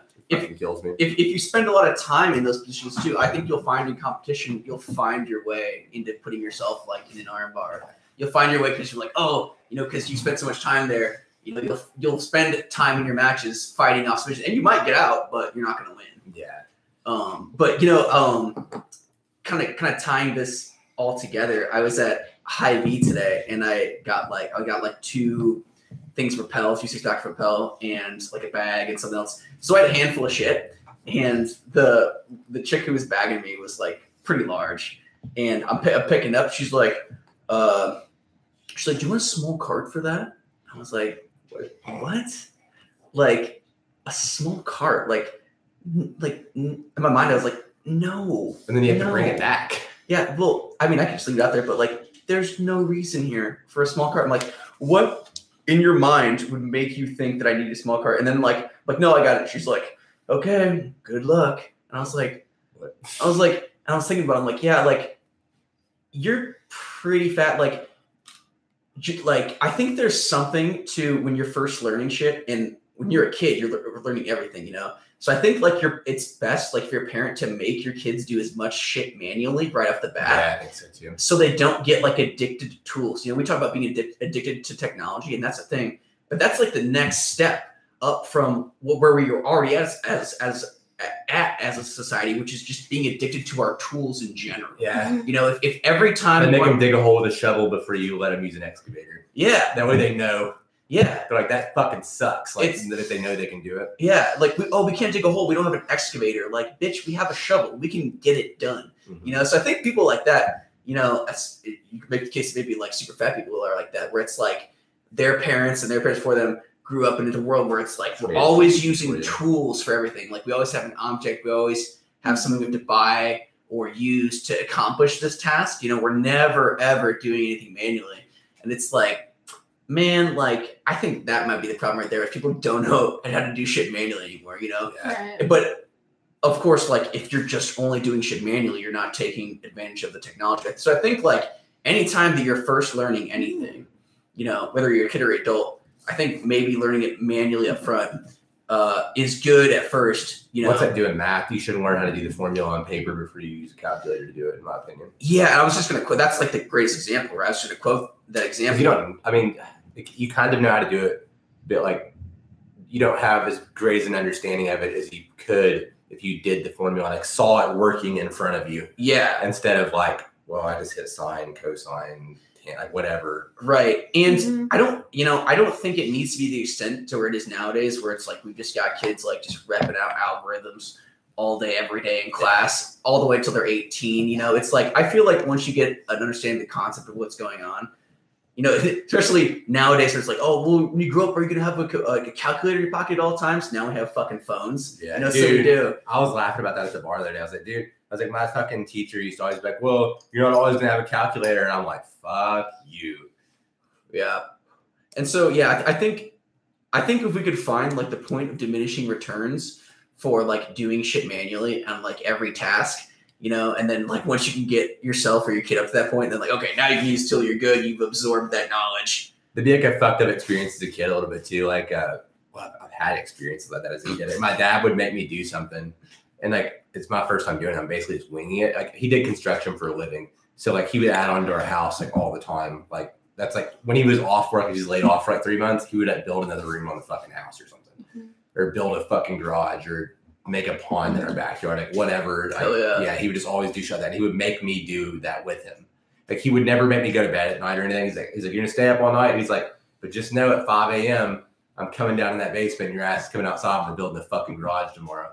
So like, and he would have me do shit, and I would do it all day, like whatever way was in my head that made sense in my head. And then he would wait till like the very end of the day, and he's like, hey, check this out. And he would do whatever I was doing, but it'd be like really fucking fast and like some simple trick. And I'm like, you're a fucking asshole. But like him doing like basically what you're saying, like I would do like the super hard way. And he's like, why don't you, like, instead of carrying all these, like one at a time, he's like, why don't you go get this fucking cart and put them all on it and take them over there all at once? And I'm like, fuck. But yeah, I think that's important because then you know how, like, I don't know, it's more, the knowledge feels more important to you, I think, afterwards. Yeah. But you kind of added another layer into this here now, right? Which is, so we talked about like physical tools. So now you're talking about like technique and method and best practice, which is like, it's like a mental tool. And so the same thing exists in like martial arts or anything. Yeah. And so like you would also want to know when the best time to layer in the technique would be too, for like, let's say you're screwing in, I want you to use a screwdriver to screw in these screws. I'm not gonna tell you what to do it. Come back 2 hours later, you frustrated yet? All right, here's the technique. Here's how we're doing it. Bam, bam, bam. All right. Like put all the screws in, get them all started with your hand, and then just like boom, boom, boom, and then it's all done. Yeah. All right. Now we got, 5,000 more of those to do. And you come back, 8 hours later, like, oh, I'm fucking tired of this shit. And by that time, they've already gotten frustrated trying to learn how to screw screws in. Then you taught them, and now they've mastered it. And then you say, all right, here's a drill. But you don't drag it out. You like knowing exactly when to implement, the next stage, I think is a good skill. People using things that make everything easier on them. Like, for example, it's just bad for you, like health wise, even because like where I work, like the most unhealthy people, like it's a 2-story building, it's not that big. So like they all use the elevator and shit. Blows my mind. They all use the elevator, and there's this lady. All right, so the guy that works in the building, he doesn't work for me or whatever. He's just like, he had another job in the building that I do security for, and his last day was on Friday, and he was on his way out, and he had to give me his badge or whatever and all this stuff, so he can't so I can get rid of him because he's not coming back, obviously. And I'm like, cool. What bar are we going to? And I was like, kind of joking, and he's like, we go to Aces. I'm like, fuck it, let's go. And I literally just clocked out and left. Hell yeah. Like, I just went and got on a motorcycle and went to the bar. And he was talking about like shit that annoys him and that he's glad he doesn't have to go back for. And one of the things he brought up is one of the things that annoys the fuck out of me every day too. And it's, all right, I've posted on social media about it too, so you guys might have seen like my tweets about it. But using like the luggage things with wheels on them, like there's people who come in the office with their laptop and shit, like in those things, and it's like tile floors and those squares. So it's like it's loud as fuck across the floor at 7 o'clock in the morning when I first get there. And I'm like, pick that shit up and carry it. Oh my God. And it's like really overweight, like lazy fucking people, man. Like, pick it up and carry it, bitch. It's 10 pounds. You're already working at an office. Yeah. I go out of my way, working at an office to like do, take the stairs, get up and go for a walk as much as possible. If you're working construction, then you obviously you want to expedite, if we got to get these fucking shingles up in this roof. For sure, if we have a fucking lift, let's use it. There's no sense in that, But if you're working in an office and you're not taking the stairs, unless it's like a really big, skyscraper. On the 50th floor. Yeah. There's no excuse. So goofy. Like that shit drives me fucking insane, dude. Yeah. And that was one of the things he brought up. And I thought it was hilarious that he brought it up because, that shit fucking kills me. Look at that spider. There's a spider on the wall. Oh, fuck. Cool. But yeah, that shit drives me insane. People do shit all the time. But yeah, anyone who takes the easy way out, health wise or whatever it is, it's bad for you. Taking the easy way is bad for you. Yeah, it's like you can slip into a malaise of just I'll catch myself sometimes, where it's like, oh, I don't have creamer and sugar for my coffee, therefore I can't drink coffee. Bitch, drink that shit black. Mm-hmm. Drink that shit black, son. Are they old? Have they just been sitting in here? Yeah, they've been here for probably a month or something. I think they're mine. They probably are. Yeah. I think they're from the episode that Jake was on. Yeah. But yeah, taking the easy way out's never good for you. Even training wise, if you get ready for something, you notice like the only people I roll with, like grappling, are people who fuck me up.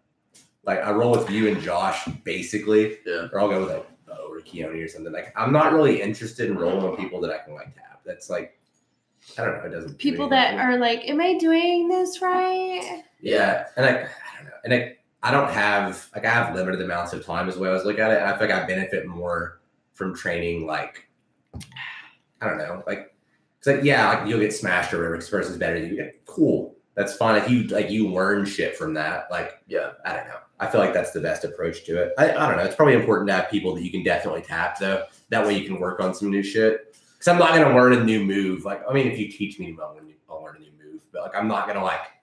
I think I'll start working on this rolling omoplata bullshit. Like I'm not gonna just fucking try that on you guys. It's stupid, but yeah. Yeah. Ideally, you want for any kind of training, you want a diversity of like opponents. Most of the time, you want to be getting your ass kicked. Like you want to be striving and be getting close to winning, and then getting your ass kicked. Yeah. Like that's the best way. Every once in a while, like once or like you should be getting smashed a lot, but I think like once or twice a week, you need like an almost like ego is like a shit word because it gets like it comes off as like a negative. And having ego is negative, but you almost need like an ego boost. Like put me with someone for a couple rounds that I can do whatever the fuck I want to. Yeah. Just because like, you gotta like have the hostel. Like, if you get smashed every single fucking day. Mentally, eventually, you're just like, "Fuck this." You're gonna acclimate. You're like, all right, the moves that I can do exist within this realm of me getting my ass kicked. You know, like I've got a really badass mount escape, man. That's my move. I hit it every time. Like, say it mounted constantly. Yeah. Like I don't know. I think it's like it's basically like tear yourself down, build yourself back up. Like tear it down, repair it, tear it down. Same way you like working your muscles or whatever. It's the same way like for your brain. I feel like, and that's something I've tried to be a little more conscious of too. Because even like sparring, like Scherzer's classes, like I'll go with like someone who's better than me. I'll go with like Deb or something. Yeah. I know he's gonna take me down and fucking punch me in my face a bunch, and like he'll smash me, and then like I'll consciously go with someone like it's like I'm not gonna fuck this dude up, just because like, I need that day. You know what I mean? Like I need to have a day where I'm like, because like Josh talked to me about this the other day too. I was like, you come up from the gym and you're like, I'm fucked. You're like, I'm gonna. There's no fucking way I'm winning in this tournament. There's no fucking way. You have like a fucked up practice or something. Yeah. You just get smashed all the time. Because I had like a so we do sparring on Wednesdays. It's a Scherzer, like the group that isn't for Scherzer's thing. And there was like one that I did really, really well, but another night I was like, oh my god, I'm fucked. Yeah. And I came home and I'm like, dude, I'm so fucked. He's like, what are you talking about? I was like, dude, I got fucked up a second ago. And he was like, he started laughing because that's when we started talking about this. And I was like. Yeah, man. Sundays I come home and I'm like, dude, I'm gonna fuck this dude up. Like, he's so fucked. He's fucked, man. I can't wait to do it. And then other days I'm like, dude, this is not gonna go well. It's just like it depends, and I think that's the way it should be. Probably. Yeah. There was make you get better. This week after going to the gym, which I did 3 times this week, which is awesome for me. Oh my god, I'm fucking orange belt. I'm yellow, bitch. I don't know. We learned something new, and I just wasn't good at it. And I'm not used to that. Or I'm not used to just like getting something really easily. And I just wasn't grasping what we were learning. And it was really simple. Yeah, there's certain shit that'll do that to you. Yeah. And I was just like not even the whole time. Like the whole time I was like, I could be getting really mad about this. I could be like letting this like ruin me. But it wasn't. I was just like, this is awesome. Like, this is what I wanted. This is testing my ego. This is what you need in martial arts is just to not be the best. It's important to eat shit every once in a while. Yeah. Well, also, I mean, you think about like day one coming in, you know, like learning your first fundamentals, frustrating, you know, and then you get it down. You're like, all right, yeah, I'm rocking and rolling. But then it's like with martial arts, it's like you may get a couple years in and it's like, all right, we're learning another fundamental here. Like just the fundamentals a lot of times are so expansive that it's like, when you think you have it down and then you realize like, oh, we get another fundamental to learn, going back in your mind to a state of just like infancy where you're just like infant, like, It's impossible to do everything with 100% accuracy all the time. Mm-hmm. Yeah. It's not possible. And then like even doing it like drills or like a practice or whatever, like think about how hard it is to do everything perfect. Like even in a drill, like you'll be like, oh, I kind of put my foot up too far. Like I should have put my hand in before I did it. Like I still worry about it and do it right, whatever. Like think about that and then think about like in a fight, like there's no pressure on it. You're just doing a drill and you're fucking it up. So imagine someone trying to like, beat your fucking ass. And like, that's why you're watching like Mayweather versus who the fuck ever, or like you're watching Lomachenko and their corner's telling them to keep their hands up. Yeah. You're like, what in the fuck? This is day one shit. Yeah, keep your hands up. Your right hand's really low. Yeah, well, he's in a fucking fight, and he's probably not thinking about it right now. Getting paid $75K to yell that. Yep. My dream job. But you know, I think what's really calming for me is just like remembering how like expansive, at least the martial arts that we train are, like MMA, obviously so wide open, you know, that you could go years and then be presented with something that you've never seen before, and you are trying to do it, and you just are a fucking child with it. Yeah, I like that. Same with like grappling or even like Muay Thai. You know, like Muay Thai is probably the most inclusive, all-inclusive striking style. Yeah. Whereas like even like in America, in like established sports, like even like boxing or, you know, like football, it's all very fleshed out, you know, and the rules are condense everything, you know, like boxing, you can't kick, can't do this, you can punch, you know, so it's limiting. So as a society, we're able to master that really quickly. You know, we can tell you step by step what to do here, what to do here. And when you come up in, you know, sports in school, you're playing baseball or whatever, you know, that's been around forever.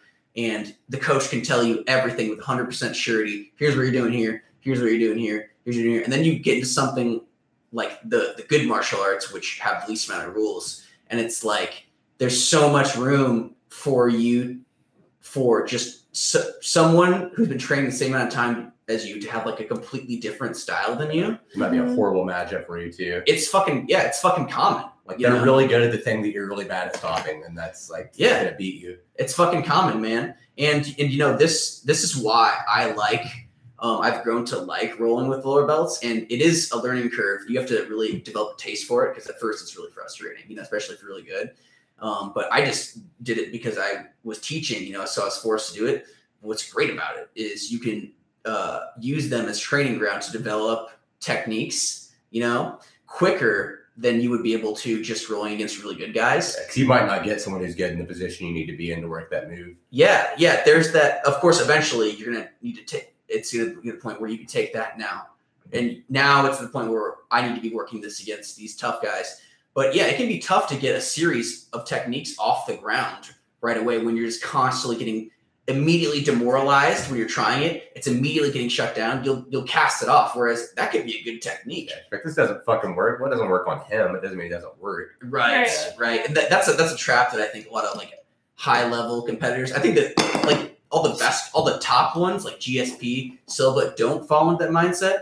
But I think now with MMA, you're starting to see a little bit more where it's like we're getting things completely fleshed out. And you've got guys out there, and you hear them talk, and you hear them talk about techniques, and they're good fighters, good coaches, but they're like talking with like 100% surety about like, this is what we need to do in here. But even from me, like an armchair quarterback standpoint, I'm like, well, yes, but no, you know. Fighting with chaos anyways. Like you shouldn't be 100% sure about anything. That's why it's so entertaining, because it's so chaotic. Yeah. It's the thing you can plan for like the least. Yeah. There's so many fucking ways to lose. Yeah. It's crazy. But also, then this is the real catch-22, is that like when you're bringing people up from zero, you have to be like black and white with them. You almost have to lie to them, you know, like do this here, do this here. And it's almost like you want someone intelligent enough, or like you want someone dumb enough to be able to listen to you and take your advice and shut the fuck up, but also intelligent enough to know like, okay, this is going to get more complicated the farther you go down here. Yeah. And don't take what I'm saying exactly seriously. I'm saying this because you're just like a child right now, basically. Yeah, one of the smartest things that anyone ever told me, I didn't work with him much at all, but Coach Barr from like Cedar Rapids Boxing Club, I don't know if he's still coaching or what. He's an older guy, but one of the like smartest things, like, or best like piece of information I've ever gotten from someone that was coaching me was from him. And he was telling me like, you have to do everything this way. Your feet have to be this way. You throw this punch this way. You do this, this, and this. And then I was like, well, you don't do that. Or this guy doesn't do that. Yeah. And he's like, you do everything the way you're supposed to do it. But then after you're really good at it, you can break the rules. Yeah. And if you watch really good boxers, most of them have their fucking hands down and shit. Yeah. That's what I pointed out to him. I'm like, because he was correcting me on something. I'm like, dude, so-and-so doesn't do this. And I was like, you don't even do this. I watched you hit the bag a second ago. You don't even do this. And he was like, you do everything by the book 100%, as close to perfect as you can, and then you can break the rules afterwards because you understand like how the game works or how each part works, so you can manipulate it. Yeah, man. Yeah. That's almost like if there was ever a way to like define like esoteric knowledge or like hidden knowledge, you know, or like just truth in general, that's a great way to describe it, because you can't really explain that shit to like kids, you know, like life knowledge. Yeah. It's like you have to live a certain amount of life and experience life and do things by the book, and then you have those moments where you're like, oh shit, I see this works. No one's really doing it like this. Yeah. You know, but it's just kind of it's what you do to get people up to like competency. Yeah. Yep, exactly. But what's really fucking, and I think this is maybe how like these traditional like martial arts gurus who do fake ass martial arts are kind of like bred, you know what I mean? This kind of mindset, where it's like they never really like break out of that like dogmatic stage, you know? They just keep doing the same thing that their instructor told them to do because they told them to do it, and never really ask any questions, you know? Grow, And then they just it just keeps like over time they never evolve, and they never keep getting new input and data, so it degrades and degrades and degrades until you're this dude throwing chi blasts at your fucking students and having to do front flips. Today. Yeah. That's like the one thing I realized, or like the first thing that I realized when I started kickboxing, is that when you have different coaches, when you have someone coaching one night and then a different person coaching the other night, they might tell you contradicting things. They have contradicting ideas of what your stance is, what you should be doing, and it's like, and at first you do say, oh, okay, well, I'm sorry, Courtney taught me something different yesterday. But like now it's like, you don't even say that. I'm like, fuck it, wear it both ways, and you can show them works for you. Yep, like, cool. That's like, and you learn to realize why they're saying that to you. You learn to realize, okay, you're telling me to do this because you have actual MMA experience. You're telling me to do this because you have these strengths and these weaknesses.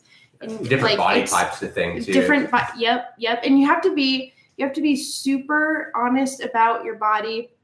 I think this goes back to something you guys were talking about earlier. Like, you have to be very honest with yourself about your body, because you have to realize like what your strengths are. I have big thighs, and I have great kicks because of that. Fuck. Like a body kick. Yeah. Dude, her leg kicks hurt so fucking bad. It just doesn't make sense. Like, and she's not throwing them hard. I'm like, what the fuck? I don't throw them hard, and they still like hurt. But like eventually you would want to develop a high kick. It's never going to be your number one kick, because that body kick is always going to be way better suited for you. But exactly. It's like, for me, I have disproportionately long arms. Yeah. So the really long left hook. Like, I hit people right in the fucking ear with it, and it pisses them off really bad because it works really well. You got me in the fucking ear. I do it to everyone. Like, even people who are good, like I'll kind of like lie about where I'm at almost. Because like I'll put all my weight forward, like so everybody's leaning forward, so they reach for me, and they do, I lean back and just like reach over their hand and hit them right in the fucking ear. It's like, for me, like the lead hook is a really good technique, is because I have really long arms. Like, of course I can land that. Yeah. Which that it makes MMA just like it's not a one size fit all kind of thing. This is like really cool. And like this is really great knowledge, because this is life. Because life is an even more all-inclusive game. It's everything, you know? Mm-hmm. And so when you realize that, when you can see that in that microcosm and then be like, oh my God, I found it made me like having that kind of realization made me a really good like trainee at work, you know? Because like they're teaching you shit, and in the back of my mind, I'm like, I know that eventually this isn't going to mean shit. Yeah. They're just trying to get me into the loop and get me up to stuff. You're probably not going to use this part because it's not part of your actual job or your style or whatever you're doing. Right. Yeah. But then you see some people who are just still, you know, like on that, like, well, I was told to do it this way. You know, some do it that way. And of course, there's time and place for that, you know, depending on how shitty you want to be at work. Yeah. But it's like, you're not, like, you need to, like, at some point, you need to, like, actually, like, realize that everything's basically chaos. Yes. Yeah, there's no, like, the ideal way to do things, the perfect, like, step-by-step process. A lot of times it doesn't work like that. Like, you know, like, if you're going to, like, knee slide to, like, so you're going to open my guard, you're going to knee slide this way to side control, you know, isolate the arm, go for the Kimura. Yeah, well, that's cool. But then, like, if you go to do that and I fucking, like, you don't get all through, then you're in a half guard. Like, it's shitty to have, like, a step-by-step process, really. That's like, when you look at a flow chart, instead of, like, there's no, like, this goes here, this goes here, this goes here. It's almost like a web like where all the positions like aren't even separate positions anymore. Because if you have that like step by step, like I do this, I do this, I do this. All right, so you do step 1, step 2. Halfway between step 2 and 3, some fucking weird shit happens, and we're like some weird position. Like, how do you get from that back like on track?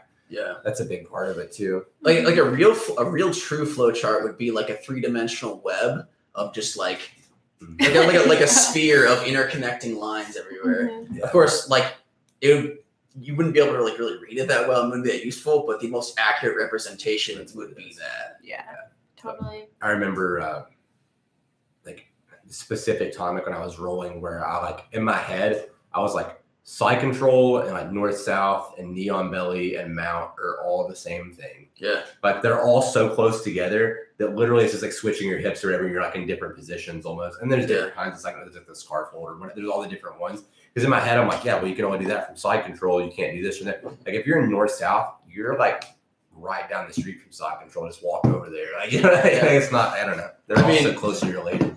Yeah, like if this is my body and this is your body and you're on top and we just spin it like this, like mount, side control, north south, side control, mount. That's all it really is. You know, a little bit of an angle difference. Hell yeah. What are times like you guys have been learning something or training for something, or like whether it's martial arts or whatever, like when you made a really big skill, like you jumped like a big skill level, like you just had like a weird like boom, like you just got really like a lot better in like a short period, like a week or something, or even one night or whatever. Like, and what do you think caused it? I can't really remember a specific instance per se, but I know what you're talking about. And I think, you're not going to like the answer, but I mean, the average person isn't going to like the answer, but I think the times when I've improved the most is when I've been in like, when I've seemingly been in like the most state of like, oh my God, I suck. And I'm in this like desert of lost. Like, I don't know if I'll ever be able to like get to the next level here. Like, and I don't know how or where I'm going from here, you know, and you're just kind of like lost, like in a desert, and you're forced to just like be like, all right, like, what are we going to do? You know, just show up and you're just like, in a state of like, I gotta make this work. I gotta find a way here to make this work. And I think when you're in those high stress, you know, points, I think those are when you're gonna get the biggest leaps, you know. But being in that state is fatigue. That's the thing. Being in a state of like that is you burn yourself out. Yeah, you can burn yourself out. And when you finally do, it's like it's so exhausting that I think the best people are people who can stay in that, like just realize that they're in that state and be in that state for a while, but also when they're like off the map, be cool with it and just be like, all right, back to regular life. And that kind of goes back to what I was saying earlier too, about how like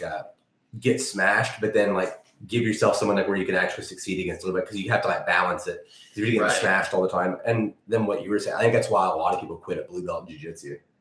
Right. Because they're like, oh yeah, I got my blue belt. That's like their goal. And then they're like, oh my God, I still suck. Yeah.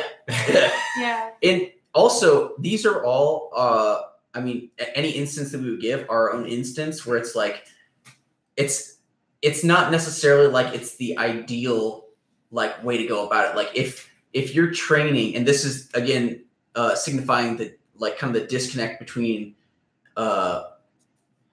like highly skilled people and beginner, you know, white belt people. Like if we were at the ideal gym where you just had like all the correct like skill levels and body types of training partners, it would all just be about like balancing out like adversity versus, you know, kicking ass, you know, like as you would want to have somebody like monitoring you, like, all right, he's experienced X units of adversity so far. 3 or 4 rough days. We'll throw him this guy, let him fuck him up real quick. Yeah. If you had like a Faraz Sahabi doing that for you, you know, all right, now he's gained X amount into this time for him to have X amount into this. But really, it's like most people don't have that, you know, so we just kind of have to wing it ourselves. And a lot of it too, kind of only applies to like if you're at like a high level of competition. And that's why I'm a big believer in the like, if you're just like a Joe Schmo training, I'm always in favor of just like the more hard training, the better, you know, as long as you're mentally able to like realize what's going on. I think the more hard training, the better. You know, I think it's only when you get to like a really high level that you want to have someone like really like scientifically monitoring. All right, he's worked out, you know, X amounts today. He's not going to gain anything more here by working out, you know, any more. Let's shut him down. But for us, where it's just like, yo, we're just gonna go to the gym, figure it out ourselves. Like I tend to err on the side of like just how do I put it? Of just fucking going for it. Yeah. You know? I think one of the times that I had made the biggest skill jump, there's a guy named Joey Donahue. He's a fighter he still lives in Kentucky. He doesn't fight anymore, I don't believe. He's only a few years older than me. But he's probably a brown belt by now. He was a purple belt back then. He might even be black by now. But anyways, he was really the only people like out of that group. Like I was a new person in the group and I was like super fresh, like new. He would he's so much better and he can do whatever he wants. So he would basically put me in positions and literally step by step guide me out of whatever he put me into. Or like, it's kind of fucked up. It's weird to think about because he'd be like, blah, blah, this is an arm triangle. Like put your hand here, do this, this, and this. And like, he would do this to me with like everything, stand up, like clenching on the wall, like, all this different stuff. And then finally I realized that he was doing this and I felt like a fucking little kid when he was doing it. Mm-hmm. But then like, I would go with other people and like someone would do something to me and I'm like, oh yeah, Joe, you said just put my fucking hand here, reach down, grab my leg, straighten my leg out, takes the pressure off. Like I like him doing that basically like something you need to find like, or what best for me, I guess, was like someone that's so much better than they can do whatever they want, basically. So they're never in any danger whatsoever. So they can basically force you to work on a specific thing. Yeah. Like they notice I keep getting caught in this. So he would basically put me in whatever he saw me struggling with that, like the night before or whatever. And he would like make me just like get out of it over and over. He'd like walk me through it. It's like weird. It's almost like he's like coaching me while he's fighting me. It was fucking like it's hard to describe like how it works really. Right. But yeah, he's like we literally sparring as like, yeah, do this, this, and this. Like when I throw this, slip out, like hit me the left hook of the body. Like it was like, I don't know. And that takes like it's a lot of work for him for one. So it's hard to even like have a person that does that for you. Yeah. But like that's basically like when Josh first started and didn't know like anything, like when I would roll with him and stuff, that's like what I would do to him. Yeah. Like I would literally like put him in a position. I'm like, here, do this, this, and this. And like that doesn't happen a lot, like really with training, because it's such a large group that you can't really do that for someone for one. And then just like the amount of work, like most people just aren't going to do it. Yeah, it's a tricky thing, like being able to successfully like teach someone as you're rolling with them. Yeah, it's a skill unto itself. You know, that's why if you do that, you want to make sure that like you can actually do that. Otherwise, you could make the argument that you could gain. They would gain more by just kicking their ass. Yeah. Yeah. When we had the cage still at the gym, I don't know. I think PJ was training for a fight, and so he had the whole team just going rounds with him. So it was just the whole class going rounds with him. And I remember I had never sparred before. This was the first time I had ever sparred. And I went up with him and we were just sparring and he just clocks me right in the face.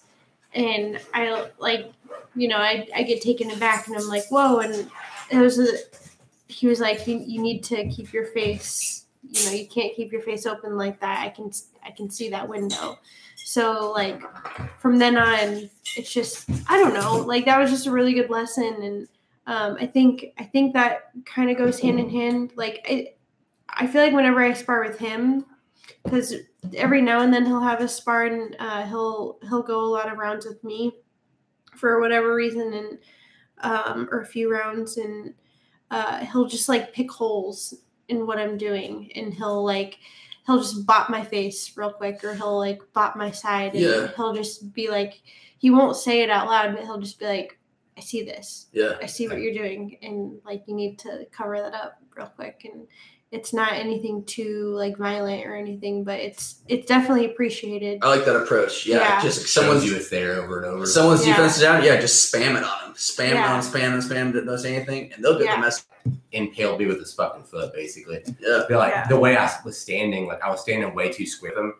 Like I think is what it was, is why I was getting hit with it. Because I literally came home and I'm like, all right, so if I stood up more sideways like I normally stand, because like the roots were that he always supposed to stand more square anyways, because I get in trouble for standing sideways. Yeah. But then I stand square and you fucking push kick the fuck out of me. I don't like you fucking ass. But yeah, like that's how that works. Like I don't know. It's funny. I like that kind of like that soft exploitation method. Where it's just like, I'm just gonna keep doing this. Like, man, I keep touching you with this left hook. Yeah. Especially when it's square in your face, they get you right in the face, and it's like, fuck. Like, that's what I'm trying to protect. Yeah. It's my face. But yeah. And I should probably do that more, because I do find myself I'm going with someone I know and kick their ass, and I'll be like, oh, I'm just gonna kind of float around and just kind of, just kind of do some random stuff to them, work some random positions, hit it with some random shit, just because I'm just trying not to dominate them, right? But I feel like, not only could they gain, but also I would probably gain more just staying on the instinct of, if it's open, take it. If it's open, take it. If it's open, take it. And so and eventually they're gonna put some defense on it. I think that's a good idea. I think that's a good idea to implement, especially like with the tournaments that we've seen. HD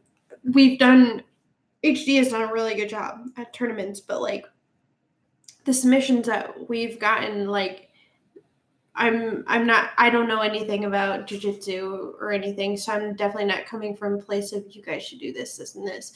But it's just like, that's a good idea to just show people, hey, this is a submission. This could end your match. Being complacent here. You keep putting your hand here, and that's why you're getting fucking more. Yeah. So, you put the move on like slower. That way, like, because if you do it to them a couple times, like, they realize that like you're doing it over on purpose. Yeah. So if you do it a couple times and you like dial it back and make it slower, kind of, they're like, oh, this guy's trying to like let me figure out how to get out of it, kind of a little bit. Because you get that with someone that's like really good sometimes too.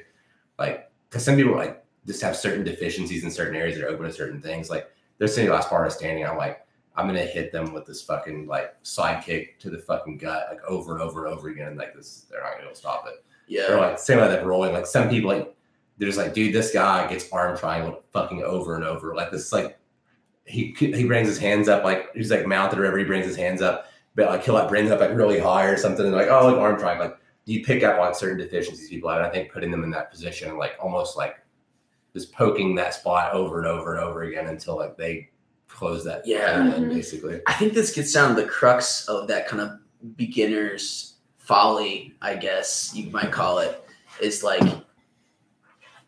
you'll do that, and then eventually they'll have really badass arm triangle defense. Yeah. Right.